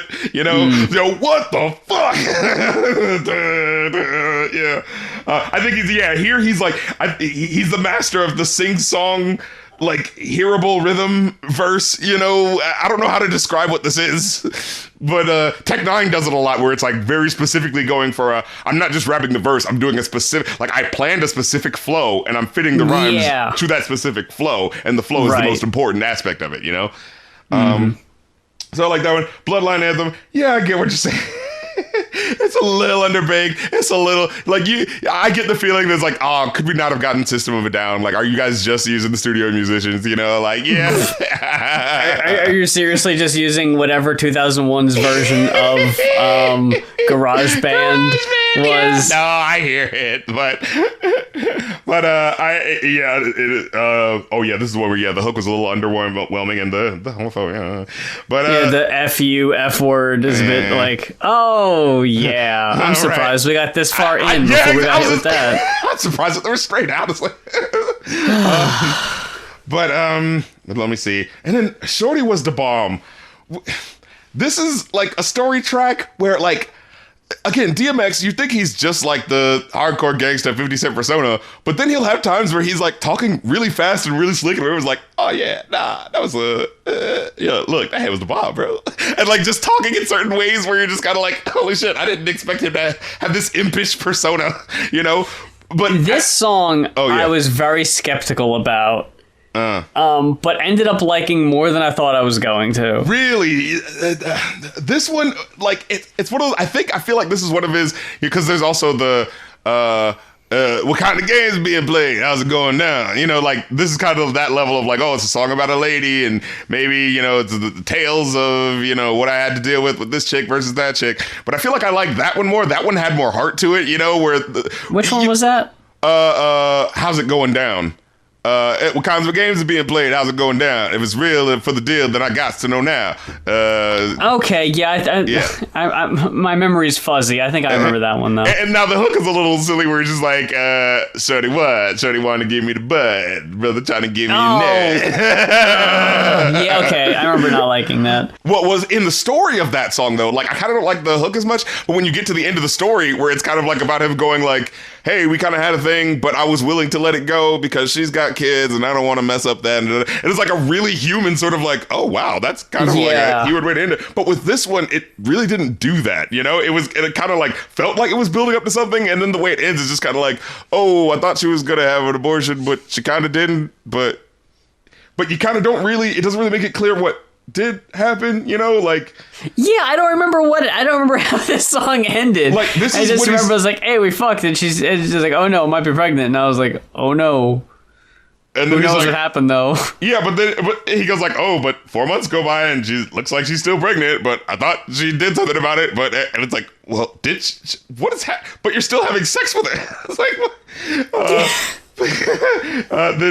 because this is how it ends. Yeah, it says, like if she thought that if she kept the baby, she would keep me. So I played the game on her level, got sneaky. So it feels like it's building intrigue. It's like, oh, she's trying to do something, so I'm going to try to do something. But then it's like, let her have the kid. She said it was premature. Found out she was 6 months when she said she was 4. So I left her with the pressure on the next man's arm. But she'll be all right, because Shorty was the bomb. Okay, so they just broke up then, but... While she was still... So she's still pregnant. But she was only 4... She was further along than he said she was, so... Did she fuck someone else? Was that what's being said here? Like... But then it's like, let her have the kid, but then she said it was premature, so... Was it a did it die? You know what I mean? Like, what... Preemie? You know what I mean? I don't know. I just liked how fun it sounded, and like the instrumental was fun and bouncy. Yeah. And at first I was like, oh no, about him kind of singing on the chorus. I was like, oh no, what is this? But, and then give me a motherfucking break. Yeah. But like it all ended up working. It was just like it's just kind of silly. It's not taking itself too serious, and I like those, so I ended up liking it. I didn't think I was going to, but it kind of warmed its way. It warmed up to me. What did you think of Damien 3? It's okay. Yeah. I had to listen back, okay? Because I was sitting here like, Damien 3, I was like, so I know we only listened to one of these. Right. Yeah. So what else could have I went happened? back. Damien, the first track was on the first one we listened to. It's Dark and Hell is Hot, right? Yes. And at the end of that song, he makes a deal with the devil, and the devil's like, hey, remember your friend from way back when? You gotta kill him. And DMX is like, no, I don't want to do that. And Damien's like, well, if you don't, I'm taking that right hand. And DMX just ends up being like, well, it's like it feels like he looks at the camera and goes, "Uh-oh, feels like my troubles have just begun." Wop, wop. So then it's like for the next adventures of DMX. Store to be continued, motherfucker. It's like, oh shit, okay, cool. So then we fast forward to Flesh. It does literally say "to be continued," motherfucker. Yeah. So then we fast forward to Flesh on My Flesh with The Omen, which is Damien 2, but it's not called Damien 2. Why would you do that? It's called The Omen, and it unfortunately features Marilyn Manson on it. Oh no, it's not great. Does it at least like continue the story? Yeah. What happens? Is it just like I took your right hand? So it's really weird. For the first minute and a half, you hear the machine just beep. Murder was the case that they gave me. Yeah. Oh. And you hear the heart monitor going, and this woman is going, "No, not my baby. No, my baby can't. My baby can't die." And I'm like, okay, I don't know who this is. Is it clear they hired someone to come in just to say, "Oh no, my baby"? Yeah, it really is just like kind of whatever. And it goes on for a really long time. She's like, "No, it can't be. Not my baby." And you're like, okay, so you're not telling me, is this the mom of the guy that DMX was trying to Damien was trying for DMX to kill at the end of the last one? Or is this a woman who just had a premature, because is it a literal baby? Yeah. Is it a baby that might not pull through, or is it just like a grown man that is this mother's baby? So I don't know. We don't know anything. Flatlines. The woman screams. It echoes and it fades out, and then it's like, so that was just an unrelated skit, I guess, because now the song proper starts. And you got Marilyn Manson doing this chorus with his just voice, and nothing happens.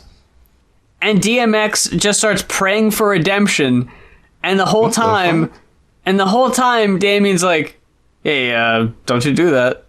What? And DMX is like, "No, I want you out of here." And Damien's like, "I wouldn't do that." And then nothing happens. What the fuck? So then we get to Damien 3. When I hear tracks like this, it always just feels like these motherfuckers made songs and they weren't actually expecting anyone to like hear them, and then they're like, "Oh shit, we gotta release something. Just release that." I don't know why that needed to be its whole song, because literally I don't think anything happens. He just fucking breathes. He just has a psychotic episode and just goes like, "I'm having a panic attack. Lord, please help me." Like, I need to get Damien. Get him out of here. So then we fast forward to Damien 3, and correct me if I'm wrong, but from what I got out of it, all I have written down is DMX tells Damien to fuck off, and he does. Yeah. Well, that was easy. Hit the that was easy button. What about my right hand?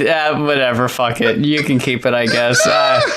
The story isn't going anywhere, and it's not worth my trouble anymore. I'm done. This is boring. Yeah, this is like, you had me kill a friend of mine. Why am I still down with you anyway? or maybe not, brother. Maybe he didn't. We don't know if he actually did or didn't. Like, what is that? Like, you gotta, come on, man, be consistent with what you're doing. Like, keep track of what you're doing in your own story. I feel like there's so many rap songs. I think EPMD also had this thing, and I remember people also complaining about that, where it's like, oh, Jenny 1, and then Jenny 2, and Jenny's Revenge. But it's like, if you actually Jennifer, like listen, oh, Jenny, or the Superman Lover Part 1 and 2 with Redman. It's like, it never actually like amounts to much, you know? Like, they never really have like a big operatic plan. It's never like, oh man, when I was 12, I had this big idea, but I wanted to, you know, put it piecemeal into a song. It always clearly sounds like, oh shit, I didn't know that first song was going to be so big. Okay, I guess I should do something else, you know? Yeah, like, was everyone talking about Damien that I was like, oh, fuck, we need more of this. We need to see where this goes. I mean, it is a cool thing with the the voice. Like, DMX is capable of so much with his voice that you don't expect. You expect it to just be the dark voice, but then he's doing like this Mos Def, slickster, trickster voice. Like, come on, B, I thought we was cool. Like, yeah. Like, there is something to that, but yeah, how so much of this is just building up and not really. It's all about how, like, hey, man, why did you're kind of an asshole. I should not fuck with you. Nah, you shouldn't do that. But it's like, but I shouldn't. And then it's just at the end, well, I'm not going to fuck with you. And then it's, all right, I'll just leave. And it's like, it seemed like it was going to mean something. Like, I thought the song had a catchy chorus and I liked the beat on it, but other than that, I was like, I'm glad this is done, I guess, because like, this didn't go anywhere. There's one part where he says, I don't even know why I fucked with you from the door, because I would have given you, because I can give you what you want and more. And it's like, I could have got it from him, but you would have had to wait. I wouldn't have had to wait. Come on, don't hit. Like, I kind of like that a little bit, where it's like kind of taking him into account, like, oh, hey, you could have taken the time, but you didn't want to. You wanted the riches and fame now. Like, I like a little bit of like dissecting himself through that, right? Yeah. But it just doesn't do it enough. And then by the time it gets to the end, it just feels like, oh, Lord Jesus, come on, dog. Look who you fucking, please help me. What's up, dog? Man, you bugging. Keep the devil. Thug life. Thought we was tight. Out of my life. I'll be back, all right? Psych. What? Yeah, what was that? What was the psych? Was he saying psych? Was the demon saying I'll be back? Psych. Yeah. Not really. I was just gonna leave. Like, what? I'll be back in part 4. No. But yeah, and he does make a point. It's like, an eye for an eye. What happened to my piece of the pie? You did promise him. Like, what? Don't go back as you were now. Stop acting like you weren't talking to someone who is like clearly a demon. Yeah. Take some accountability. He was there in his top hat and devil horns. He asked for your right hand, and it wasn't in marriage, bro. Then when I'm nothing, this shiny, bright beat, which oddly works with his, like, he somehow cleans it up for this one, where it makes it like it's a bit of a little jiggy beat, you know what I mean? Like, there's little light gurrs at the very beginning. Or just like, don't forget who this is. I gotta admit. Yeah, he's like, don't forget who this is, Right. But then it like brightens up. Fucking Stephanie Mills singing on this track. I was like, what is happening right now? And then just the fact that it's like, the song is about like, hey, what are you gonna do when I'm nothing? And what is it? Oh yeah, and that's how he is. It's like, and you cats won't like it when the rain hits. That's the nigga X on the same shit. And if you want to see how fucked up the game gets, watch how they do when you ain't shit. What you gonna do when I'm nothing? God damn, we're up at the club, we're having a good time. We got the nice 90s bright pastel suits on, you know what I mean? Yeah. And then, oh my God, I miss you. The song where his grandma, I was like, damn it, X, are you gonna do this right now? Are you gonna make me cry right now? Fuck you, man. Fuck you, don't do this, man. We were just supposed to be having... gonna make me cry in the club? You're right, we were supposed to be just having, gangsters popping bubbly with bitches. Now you're making me cry about your grandma. Don't do this, man. It's not your fault. It's not your fault. He makes you feel the impact of it, man. You really do feel like, holy shit. And then the part where he's just like talking about his life and his family and just sort of like hey, I know some people might not like this, but like, I feel like, it's important to update you on what's happening. And you kind of hear like different people are doing good and different people are doing bad. Like, it really is a mixed bag where you're like, oh, well, all right, Yeah. And then, track 11, number 11. This fucking speed racing beat with the and then you hear that little that high stabbing machine sound, you know what I mean? I was like, what the fuck is this? This Indy 500 rap beat sounded thing. Like, I was so like I could feel myself hanging on to the back of the goddamn car. Yeah. And then when he goes in and motherfucker's like, you think your shit is hot, bitch, just because you said it fast? I'm about to dead it fast. You pumped off unleaded gas. I was like, damn. Putting all these speed rappers to task. And then I don't understand what was the point of the pull up and pull out skits. I don't know either.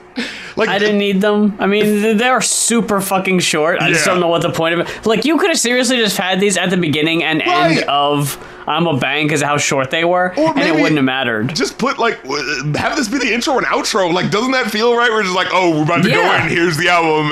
The album is the robbery, you know, and then we're getting out. We're making out like bandits, you know, like. Yeah. Yeah, but I'm a Bang, yo, this fucking rock rap, but it fits with this, like, it kind of weirdly fits with the glitzy sort of jiggy, you know what I mean? Like, it has bangs. It has a rock beat to it, but it's still kind of like you're still doing the puffy thing with your shoulders, you know what I mean? Yeah. Like, oh shit. And then what was that one lyric? It's like, suck my dick, how about that? Loose lips is loose clips and cruise hit. I run with niggas from Israel who hijack cruise ships. Holy fuck. Like, goddamn. I am the captain now. That would fucking suck. You're having a good time with your family, and then just come over the PA system. We've been hijacked. Everyone kindly put your belongings in the satchel that's coming around. No. And then knowing that, like, we're gonna be here for a while, like, you know, we can't go anywhere. Like, you know. Being kidnapped does suck, yeah. Yeah, but at the very least, if you're kidnapped I think on we're breaking land, some new ground here. Yeah, if you're kidnapped on land, there's a chance you might escape. Like, you know. Oh yeah, that's true. Like, maybe you can find a tunnel some sort of way. If you're on a boat, like, you're not getting anywhere. You're not going anywhere that they're not seeing. But yeah, I'm a Bang was definitely a killer. You Could Be Blind. I remember being like, why is it called You Could Be Blind? Like, he kind of makes a point, I don't but not remember. really. Oh yeah, this is the girl sings the hook. You can be blind, but you gonna see it when you need to see it. You gonna be fine because you're gonna be here when you need to be here. And I feel like the verses don't really, like, concur with what's happening. You know what I mean? I don't know. I just don't remember it really fitting like that. You know? Then we got the prayer 4. Yeah, the prayer 4. And as much as the other prayer, I remember being, like, super impactful. This one was still pretty fucking good too. Yeah. As far as prayers go. Yeah, for sure. And like, it's interesting because he'll, like, put in, like, multi-syllabic flows in it, but it doesn't feel like he's trying to impress you. It really does feel like it's just like he's telling you, like, I will love you like you love me, unconditionally. I will always be prepared for what the mission will be. Give the nutrition to me, and I'll properly digest it. And when I give it back, I'll show you it's word well invested. You know what I mean? It's kind of like oh man. Yeah. He really does sound like someone using these words to mean what he's saying. You know what I mean? Now, I will say the last track, A Minute for Your Son, it's a good enough ending. It was cool enough. But I remember it just not hitting me as hard as, like, the emotional moments, like the prayers and stuff were hitting me. You know what I mean? Because I remember having that moment when I got to the end. It's like, wait, a minute for your son, and then getting to the end and be like, oh, I thought he was gonna be, like, talking to his son, but he's talking about, like, God. Oh, I get it. No, it's not bad. It's not a bad verse, but I feel like, I guess after the song dedicated to the grandma, that was, like, the emotional height. You know what I mean? Oh yeah, for sure. And yeah, this doesn't hit me in the exact same, like, as much as, yeah, I feel like this is the most where DMX feels like a little too leaning into the, Sunday school, guy who's cool with the, you know what I mean? He's had a hard life. You can see his tattoos, you know what I'm saying? But he's gonna, sure. Like, it felt, he pulls up the sleeve, shows you one. Right. Like, this one felt like it's a little leaning too much to do it. So it's like when I can feel the passion of of his conviction, like in the last song, I feel a lot more. But when it's this one where it's just like, come on, guys, don't we all know that the Lord is the right way to be? Like, it feels a little too VeggieTales, which is weird as fuck to say about DMX, but hey, that's the side of him, you know what I mean? You can't say he's not an honest man. I do really want to look up the YouTuber because I want to give him a shout out, but I recently watched a video about VeggieTales specials. Oh, I heard about the thing where it's like they wanted to try to keep the company going by making that movie, but then the movie ended up really, like, draining them. And it's like, no, VeggieTales, because I remember that shit. They kind of fell off after that. I think it was specifically the Christmas specials is what the video is about. And how, like, the first 2 movies are, like, pretty much about how capitalism is ruining Christmas. Goddamn. And how, like, VeggieTales goes hard in the paint. The enemy of the story is always like a businessman or some capitalist. It's always the celery like, oh, shit, guy, okay. yeah, you know. Yeah, sure. Or the cucumber dude. Cucumber guy, this, yeah, boys. Yeah. And the celery guys, or the leaks or whatever, it's like, we all know you don't need to buy new stuff, but you and I both know you want to buy more stuff, you know, like, oh yeah, I remember the Madame Blueberry episode. So that's the thing, they're actually teaching kids like lessons about like, hey, you know, don't be materialistic. This stuff's not really gonna fulfill you, you know, like. And also, I remember the "Where's God when I'm scared" thing, which is kind of like a, you know. Oh shit. Yeah, I remember that being like, and that's, you know, that's just good things for a kid to be like, hey, you don't have to be scared. The things that you see on TV aren't actually real. You know, like they did a thing where it's like, oh, I'm the Frankenstein guy from TV, and you know that stuff is actually just all imagined. It's like that's a good thing for a kid to see. Like it seems basic, like as an adult, but like, you know, for a kid not getting it, like, you know what I mean? I'm gonna break kayfabe real quick. Oh no, you're like, fuck VeggieTales, they can eat my dick. Oh no. It is so weird how VeggieTales still gets love, but it's like, because their shit wasn't just believe in God, because that's right, you know, like. The video I saw was called The Bonkers Theology of VeggieTales Christmas Specials by Laura Crone. Check out her stuff. I've seen a few of her videos. Ella Enchanted Triggers My Bookworm Baggage is a good one. She's the Man is High Friggin' Art is another good one. Okay. There's just, you know, a lot of good shit in there. There's a good video about Repo the Genetic Opera that I watched. It was really good. Who's this Just again? good shit all around. That's Laura Crone again on YouTube. And then we got a bunch of bonus tracks. I listened to a few of them, and then I got bombarded with homophobic slurs and said, God. you know what? I think I've heard enough of this. I think I'm good. Yeah, and I've already sat through like 5. I think I've sat through plenty. And the thing is, like, the production on most of the album is stellar. It's like fucking like, whoa, we really like stepped it up. And then as soon as you get to these tracks, it's like, oh, here we are. We're back to the in-house producers, you know? Next at the Kennel did sound like shit. I will say that. Oh my God. And wasn't it literally like it like stops every verse to be like, and now here comes the next guy. And it's like it's a fucking rap video game. It's like, choose your rapper, you know?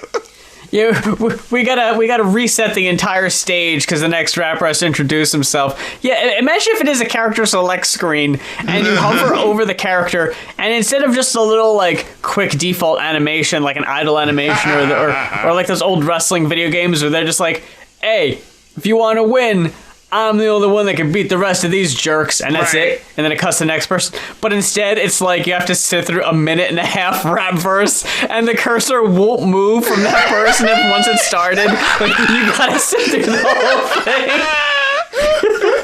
Oh, shit. And as soon as it ends, it's like, okay, click. And it's like, oh, introducing. You're like, oh no. And so the thing, Here we go. Yeah, you gotta watch that. Like when you're others, like you gotta like be even more cautious the more you go through it and be like, I don't want to accidentally settle. Oh, God damn it. If you hover over a person for more than half a second, it autoplays. You need to go like, you need to click over to the right one right away and click X. Like, no, I know who I want. This is it. And that's the thing. So like there's like no guest features up to this bonus track. So it so just feels like, oh yeah, and here's these guys. And the rest. These were the guys that like they were promised spots on the album, but they didn't tell them where. Oh no! It was on the bonus track that no one's gonna remember because they turned it off after the last track. As soon as I saw how long the last track was, I was like, there better be bonus cuts because I am not like, it's called A Minute for Your Son. Like, you gotta be fucking kidding me. No. Yeah, I was like, is the name ironic here? Like, oh, it's a minute for your son. But the song's actually 16. Like, no. Yeah, I was legit hoping that it was going to be a really long thing of him, like a really heartfelt 16-minute thing. I was like, holy shit, we're about to go in. But then when it just kind of became another song with the choose your character verses, I was just like, oh, all right. Oh. We're back squarely in the shitty PS1 side of 2001, you know? Overall, I walked away with a 3. Oh, I gave it a 4. Yeah. I thought it was a really solid listen. Definitely some bits that pulled it down a bit, but I feel like most of the bullshit was on bonus tracks, so I don't really count that anyway. It's like, God damn it, if you wanted to be counted, put it on the track list. It's not really lasting for me. There are definitely some standouts, like I said, mostly on the second half, which is weird. The first half is kind of a mixed bag, and it took a minute to really, jump into second gear. But, yeah. I definitely see the school song kind of like stopping the momentum. That should have been a bonus cut. Yeah, right? Of all the things that should have been bonus cuts, Jesus Christ. The shouting out people no one knows.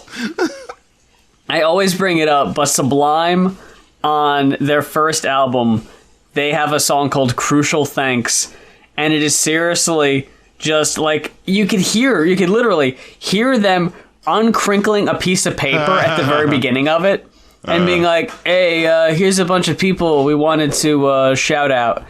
And like, for some people, they go, oh yeah, let me tell you about this. So we had to like crash on this guy's couch in between like sessions. So they give you a little bit of background detail about why they're thanking this very specific person. It's like, oh, okay, that's interesting. Yeah. And it goes on forever, but it's at the end of the album. So if you don't want to hear it, you could check out before it. Yeah. So that about does it for this week's episode of Going Off. Thank you so much for checking us out this week, spending your time with us, and big thanks if you're one of the folks that requested an album for us to talk about on the show this week. That means a lot, and it makes the show what it is. And make sure you're also following us on Twitter, Patreon, Ko-fi, YouTube, everywhere. We're fucking everywhere. So we got the link trees in the description, so make sure you're following us on all cross-platforms. I'm way more active on TikTok these days, so check out Riff Commas on TikTok. And we also got the Fan House, and RC is holding it down on Twitch. That's right, twitch.tv/rapcritical, where I'd still be doing streams that you can request. You can request either a song or an album, or a request for a best of an artist stream. Yes. As well as, the kofi.com/rapcritic is where you can / Yeah, but there's no rhyme there, so. Damn it. Yeah, you're right. KO-fi.com/ okay. That's the formula there, but yeah. But, yeah. Well, I guess it is also there, but whatever. I'm being a dumbass. I'm just trying to end the show. It's like, give me a break. Give me a break like DMX. Give me a break. Give me a fucking break. Give me a break. I love it when someone just says that, like really just sort of insists, like, hey man, give me a break. It's like, where it's like the feeling of is like, I'm obviously dealing with a lot of shit right now, man. He's up. They made a fucking breaking point. They stopped being nice. Yeah. They've been trying to be polite this whole time, and it's like, relax, will you? Man, give me a break. Get off my fucking back. Yeah, right. Get on my back. No, but what the fuck is that? So I guess ko-fi.com/rapcritic. Oh. Hey. / Yeah, I guess all our Ko-fi, feel free to use that one for your marketing or whatever. But no, yeah, that's specifically for stuff outside of the Going Off podcast requests, as well as patreon.com/rapcritic.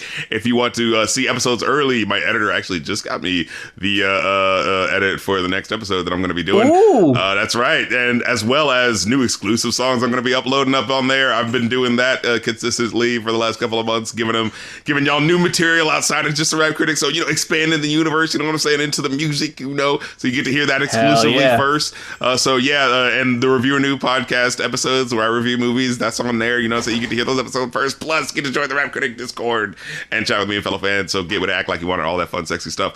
And until next time, folks, I'm the Rap Critic. And I'm Mues. And first we're gonna rock, then we're gonna roll, then we're going off. Don't let it go. Gop gon' give it to you. We gon' give it to you. Gop gon' give it to you. Gop.